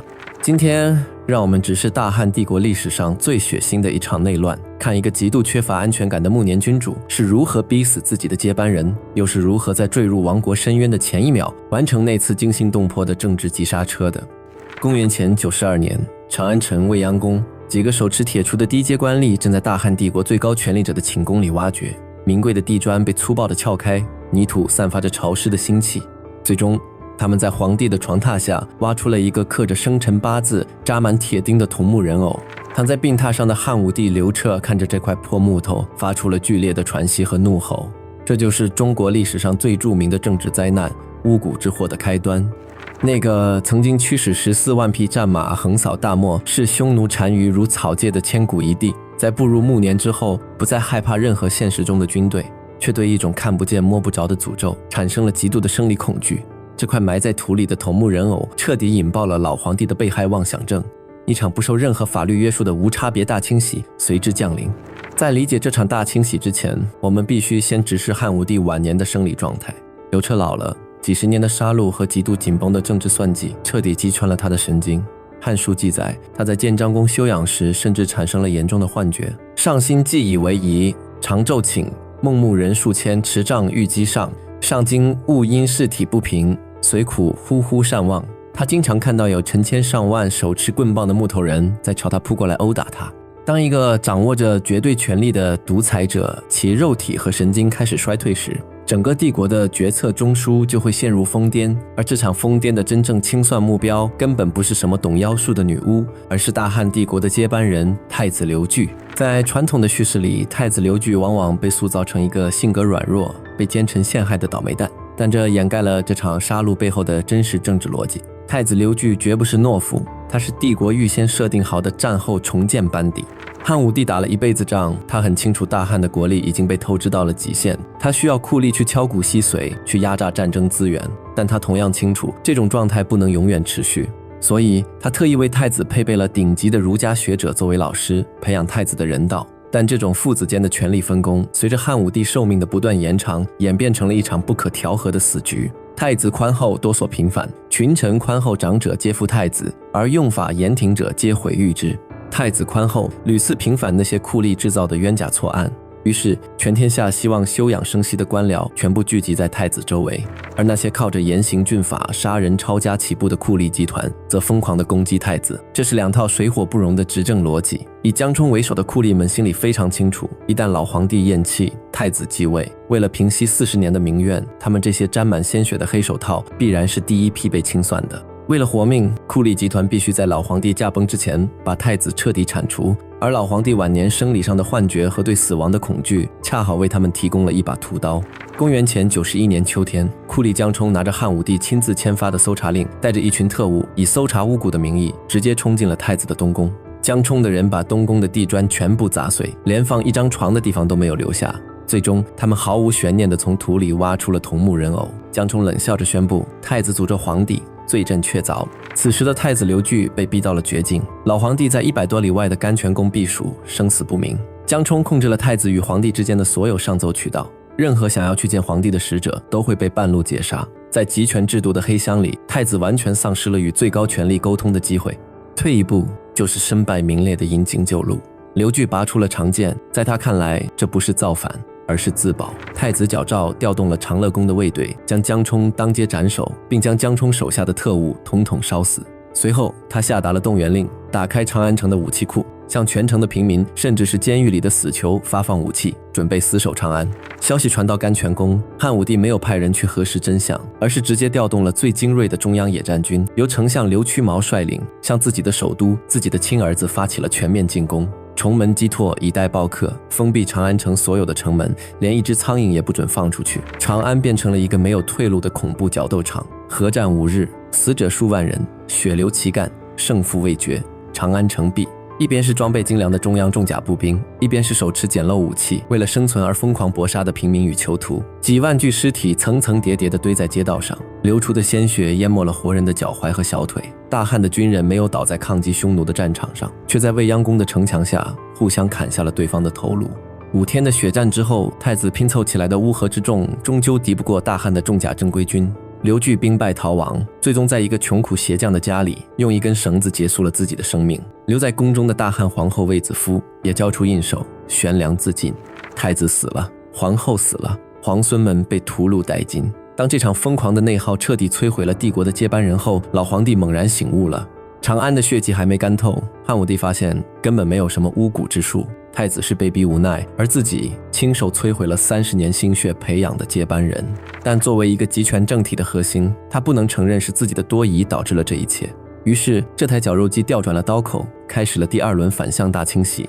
汉武帝下令当年参与镇压太子、借机升官封侯的将领全家抄斩，构陷太子的江冲被一灭3族。那些在长安巷战中拔刀砍向太子的人统统身首异处，群臣以巫蛊做死者数万人。2轮清洗下来，数以万计的官僚、将领、贵族被送上断头台，大汉帝国的核心管理层几乎被彻底屠戮一空，朝廷陷入了巨大的停摆。在血洗了整个朝堂之后，汉武帝在长安建了一座思子宫，在太子自缢的地方建了一座归来望思之台。不要把这看作一个老父亲迟来的眼泪，这是一个垂暮的暴君站在被自己亲手砸烂的帝国废墟上，面对后继无人的权力真空所表现出的绝望。太子之死抽干了汉武帝最后的精气神，但也意外地打醒了这个陷入疯狂的帝王。此时的大汉帝国已经站在了全面崩溃的悬崖边缘。对外，大舅哥李广利在征讨匈奴时被围，兵败降匈奴，大汉精锐尽丧。对内，海内虚耗，民力凋敝，关东地区爆发了大规模的流民起义。如果再往前走一步，大汉就会重蹈秦始皇的覆辙，2世而亡。在这生死存亡的最后关头，汉武帝做出了他一生中最艰难的一个政治决定，他强行压下了自己作为千古一帝的骄傲，向全天下下达了著名的轮台罪己诏。汉武帝在诏书中驳回了将领们继续在西域轮台屯田、扩大战争的请求，并下达了帝国最新的运转指令：当今勿再禁苛暴，止善赋，立本农。12个字：禁苛暴，废除酷吏的高压统治；止善赋，停止一切为战争筹款的巧立名目；立本农，把所有资源重新切回农业休养的轨道。3个短句，没有一句废话。汉武帝用自己一生的荣誉作为代价，紧急踩死了战争机器的刹车。他向全天下发出了最明确的信号：战争结束了，帝国开始重启。轮台罪己诏绝不是一个暴君的良心发现，而是一台集权机器在面临全面崩盘时，强行切断所有外部扩张程序，以保全权力中枢的终极自救。汉武帝用尽最后一点力气，踩下了大汉帝国的急刹车。但他躺在武作宫的病榻上，看着身边空荡荡的未央宫，心里却比任何时候都清楚，危机根本没有解除。太子刘据死了，现在他选定的新继承人刘弗陵仅仅是个几岁的稚童，而稚童的背后站着他那正值青春鼎盛、充满野心的母亲钩弋夫人。汉武帝60多年前刚登基时，吃够了太皇太后斗食干政的苦头，他比谁都明白，这台刚刚重启、千疮百孔的帝国主机绝对承受不了一次外戚夺权的2次重创。为了给大汉帝国打上最后一道安全补丁，这位垂死的帝王将目光看向了那个他曾经最宠爱的年轻女人。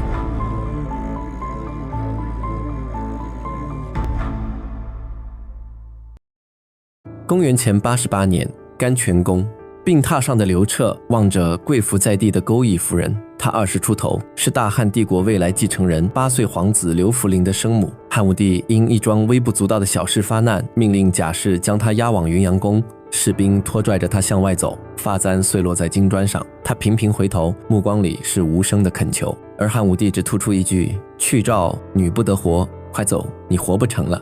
数日后，钩弋夫人死在云阳宫的报室里，史书或言忧死，或言赐死，语焉不详。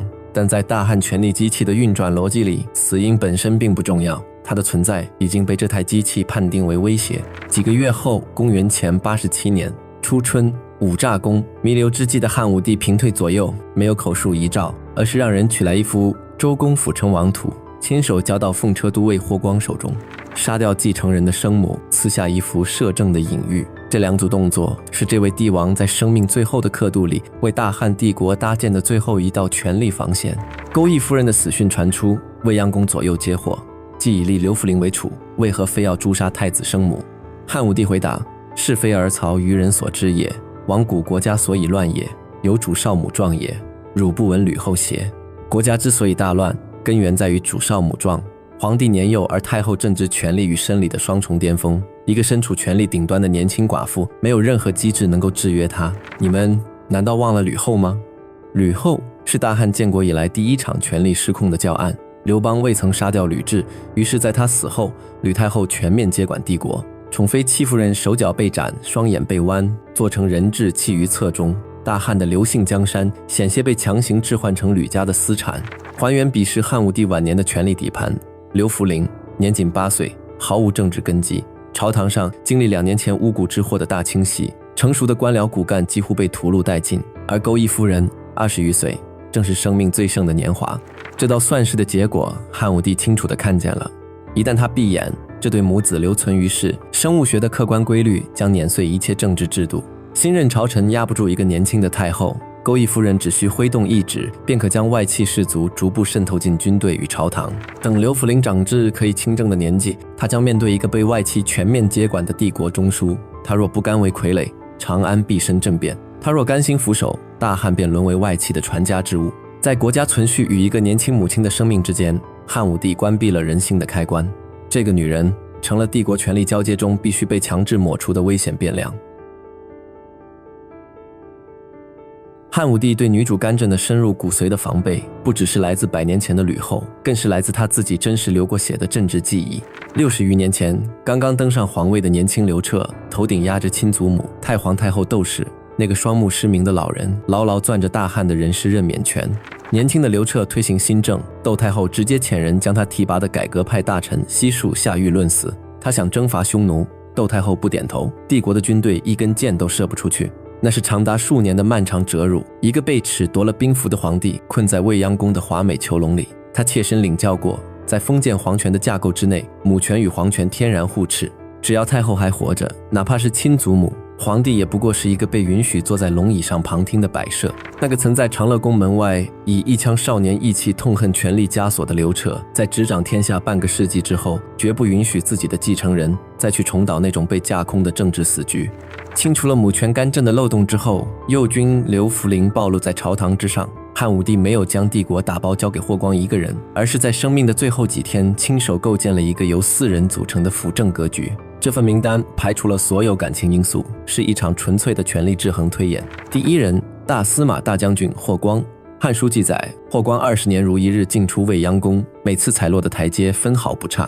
汉武帝选中他，看中的是他独特的政治属性。他是一个没有庞大宗族根基的孤臣，霍光的全部权力100%依附于皇权本身。一旦脱离右军，他在朝堂上将立即失去全部的法理支撑，因此护卫右军就是霍光保全自身唯一的出路。第2人，车骑将军金密迪。金密迪是匈奴休屠王之子，兵败被俘后在长安为汉武帝养马。他的长子曾是汉武帝钟爱的玩伴，但当金密帝撞见这个孩子在宫中与宫女嬉戏时，为了斩断异族外戚干政的一切可能，他拔刀亲手将骨肉刺杀当场，把军权托付给这样一个斩断了人性软肋，在大汉没有任何利益网络的匈奴人。他是汉武帝安插进托孤阵列里最难被腐蚀的一块基石。第3人，左将军上官桀。原是给汉武帝牵马的七门武士，靠力大擒虎与绝对忠顺上位。他代表的是暴力机关被嵌入权力核心，专门用来在必要时对文官属性的霍光形成制约。第4人，御史大夫桑弘羊。大汉帝国的财务总监，盐铁官营政策的主导者，手中握着帝国经济命脉的密码，负责维系这架庞大机器的财政基本盘。孤臣、异族、武夫、财务主管、行政权、军权、暴力机关、财政权被切割开来，分别交给4个出身背景完全互斥、天然无法形成利益闭环的人。在这张沙盘上，任何一方若想越权扩张，都将面临另外3方同时发起的阻击。这个用最后一口气搭建的相互锁死的权力防区，是汉武帝送给8岁儿子的最后一份礼物。公元前87年2月，五炸宫的漏壶滴完了最后一滴水，统治大汉帝国54年的最高意志彻底熄灭。刘彻终年70岁，他身后大汉的文官系统用1个字为他做了最终的历史定格：克定祸乱曰无，危强敌德曰无。单论疆土，他兑现了这个字，向北击穿漠北，荡碎匈奴王庭；向西凿通河西走廊，将西域版图接入长安的控制半径；向南越过五岭，收复百越；向东渡过鸭绿江，制汉四郡。他把帝国的边境线推到了农业文明所能抵达的物理极限。但当我们把视线从疆域战绩上移开，去清算他个人的生命轨迹，这个武字背后是一场惨烈的权力反噬。他一生防备与集权的驱动力根植于他少年时代对权力失控的锥心恐惧。为了把命运永远攥在自己手里，他拿起了刀，开始不停地清除周遭所有可见的隐患。他防备军功贵族，于是纵容酷吏去清算；他防备文官集团做大，于是设立内朝，架空外朝；他防备太子提前夺权，于是默许了江冲的屠刀，逼得亲生骨肉在长安城的巷战中悬梁自尽。到了生命的最后一刻，他甚至防备那个20出头为他诞下继承人的女人，斩断了外戚干政的最后一丝可能。他成功了，他砸碎了所有的外部枷锁，代价是在70岁临死前，整座庞大的未央宫已经没有一个可以和他平等对话的活人。他的战友卫青、霍去病透支了生命，化为了茂陵旁的黄土；他的爱人卫子夫在宫中悬梁而去。他寄予厚望的长子刘据只剩下一座荒草丛生的归来望思之台。他亲手提拔的那些大汉精英，要么身首异处，要么被以三族，要么带着残缺的躯体在夹缝里苟活。他54年的执政史，同时也是一部他至亲与挚友的消亡史。他用一生的全部能量去追索绝对的安全感，最终将自己的生存环境炼成了一片没有任何活物的焦土。他高踞权力金字塔的顶端，四周是数以万计的枯骨和一片令人窒息的绝对寂静。然而当我们将视线拉长到2000年的宏观刻度，一个更深的悖论浮出水面，正是这片焦土孕育出了最为坚硬的历史遗产。他比秦始皇多走了一步，在帝国濒临解体的前一秒，他颁下罪己诏，踩下急刹车，并在死前用4人辅政的护锁机制完成最后一次风险对冲。这套设计让汉帝国平稳过渡到了随后的昭宣中兴。他用极致暴力打下的疆域，成为后世2000年所有中原王朝念兹在兹的地缘图腾。他建立的这套高度集权的大一统架构，让这片土地在其后漫长的历史里，无论经历多少次撕裂，最终都会以某种不可违抗的内在引力重新走向统一。那个曾在长乐宫门外以一腔少年怒火痛恨权力枷锁的刘彻，用一生的时间把自己淬炼成了中国历史深处一头孤绝的巨兽。他碾碎了与他同时代的人，却为后世的帝国留下了最坚硬的骨架。这本名为《汉武大帝》的账单到此清算完毕。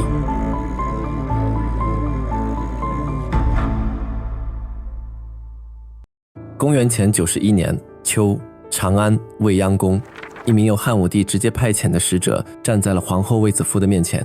这一年是卫子夫入宫的第48年，也是他执掌大汉皇后喜寿的第38年。汉书的记录极为简省，使者没有宣读任何长篇定罪诏书，他只对这位大汉名义上的最高女性执行了一个明确的动作：收缴皇后喜寿。应喜与绶带是古代政治体系中最高法理权限的物理载体。交出喜寿意味着这个运转了38年的超级权力枢纽被最高控制者强行断开了所有连接，彻底清零。史书上没有记载卫子夫在这一刻有任何哭诉、喊冤或反抗。交出印绶之后，这位60多岁的老人在空荡荡的宫殿里悬梁自尽，一根白绫完成了一次极致理性的自我抹除。在后世的宫廷演绎里，她常常被塑造为歌女逆袭、年老色衰后被弃如敝屣的悲剧符号。但若翻开大汉集权机器的真实账本，他从来都不是汉武帝故事里的配角，他是那个时代旧秩序的破壁人，是卫青、霍去病、太子刘据三条帝国主线的共同原点，更是维系大汉军政复合体长达数十年的超级基石。今天帝国回声番外篇，我们把视线从金戈铁马的宏大叙事中移开，去看卫子夫这38年的权力轨迹究竟是如何让整个汉武帝时代从雄主崛起不可逆转地滑向权力吞噬一切活物的历史废墟的。要看清卫子夫的底层政治属性，必须先还原他出场时的长安城权力地貌。公元前139年，18岁的汉武帝刘彻坐在未央宫的皇位上，却并没有拿到大汉帝国的实际控制权。朝堂之外，太皇太后窦氏把控着人事任免。宫闱之内，皇后陈阿娇与母亲馆陶长公主筑起了一道密不透风的外戚防火墙，牢牢控股着后宫秩序。更致命的是，刘彻即位数年，膝下空空。在古代政治的底层逻辑里，没有继承人，皇权便缺乏长期的法理预期。陈阿娇用她的出身完成了对大汉皇室后宫的垄断。这年春天，刘彻在坝上祭扫后，绕道造访姐姐平阳公主的府邸。在这里，他带走了一个名叫卫子夫的欧者。这不是浪漫的一见钟情，以正经解构的视角来看，这是刘彻在陈阿娇的旧有防火墙之外强行外接的一个全新变量。翻开史料，卫子夫背后的家族出身卑微到令人啧舌。他的母亲卫傲是平阳侯府里的下等女仆，与不同的底层小吏私通，生下了一群孩子。卫青、霍去病全部都是在明教礼法之外降生的私生子。在遇见刘彻之前，这家人连一个合法的家庭建制都不曾拥有，是大汉社会底层真正意义上的耗材。但这恰恰是汉武帝最需要的核心资产。因为极度卑微，这家人在朝堂上毫无盘根错节的利益网络，没有任何可以依仗的世家大族。他们是一张绝对纯粹的白纸，唯一的生存依托和法理支撑就是皇帝本人的目光所及。变量入局，就有资本立刻察觉到了威胁。当卫子夫怀孕的消息传出，馆陶长公主直接启动了最原始的清除程序，派人绑架卫子夫还在建章营当差的弟弟卫青，意图暗杀。这不是出于女人的嫉妒，而是一场地缘政治上的护盘行动。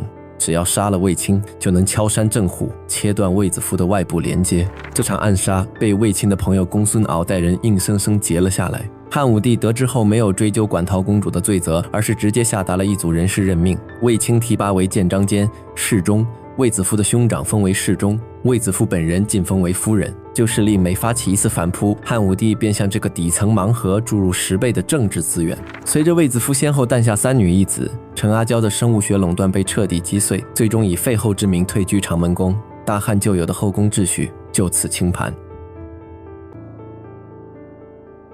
公元前128年，卫子夫被正式立为皇后。从这一刻起，大汉帝国进入了长达38年的卫氏时代。卫子夫不再是单纯的后宫女人，她进化成了维系整个大汉军政复合体平稳运转的超级枢纽。谁来核算这38年里，卫氏集团究竟构筑了一条怎样庞大的权力链路？向下，它衍生出了帝国最凌厉的军事输出段——卫青，从骑奴一路成长为7击匈奴的大将军；霍去病，封狼居胥，荣封大司马骠骑将军。这对帝国双臂以铁与血为大汉拓宽了近1倍的生存空间。居中，他孕育了帝国的未来，太子刘据。刘据代表着大汉宽厚守成的基因，是汉武帝为战争尘埃落定之后的帝国所预装的下一代运行系统。按照惯常的外戚剧本，握有军权与皇储，这个家族必然走向结党营私，图谋朝政。但卫子夫与卫青展现出了令人称奇的政治自控力，他们38年如一日，将整个家族维持在一种低功耗的安全模式之下。史记记载，大将军卫青位极人臣，却和柔退让，坚决拒绝仰视，招揽门客。有大臣劝其结交名士以稳固地位，卫青严辞拒绝。他与卫子夫都明白，手握大汉最锋利的刀，若再试图结交文官，掌控舆论，便是主动触碰皇权最敏感的那条红线。38年间，卫子夫在未央宫不干政，卫青在朝堂上不结党，他们剥离了自身所有的独立政治意志，完美扮演着汉武帝手中最趁手、最安全的工具。而在这层安全底色之上，卫子夫与太子刘据还共同承担着这台集权机器的散热器功能。汉武帝为维系战争机器重用酷吏，法令严苛，帝国内部的运转压力常年处于过载边缘。当皇帝挥舞屠刀时，太子刘据负责平反冤狱，卫子夫负责在后宫安抚人心。父子之间形成了一套极为微妙的双核系统，汉武帝负责切割，刘据与卫子夫负责缝合。最高控制者、最强暴力输出端、唯一合法的未来继承人，这三个极其庞大、天然容易产生摩擦的权力实体，被卫子夫一个人完美的缝合在一起。只要外战的机器还在轰鸣，他这个皇后的位置便绝对无从撼动。在集权系统的运算逻辑里，卫子夫是汉武帝这一生投资回报率最高的政治资产。然而，权力的铁律决定了一件事：当外部扩张停止，内部绞杀必然开启。卫青、霍去病相继离世，大汉最锋利的军事硬件先后报废，连年战争积下的海内虚耗，迫使汉武帝的扩张引擎缓缓熄火。与此同时，刘彻老了，那个无所畏惧的破局少年，正在变成一个身居甘泉宫、对权力失控充满极度戒惧的衰老帝王。当他再次审视长安城，他看到的已不再是稳定帝国的卫士枢纽，而是一个庞大恐怖的潜在威胁。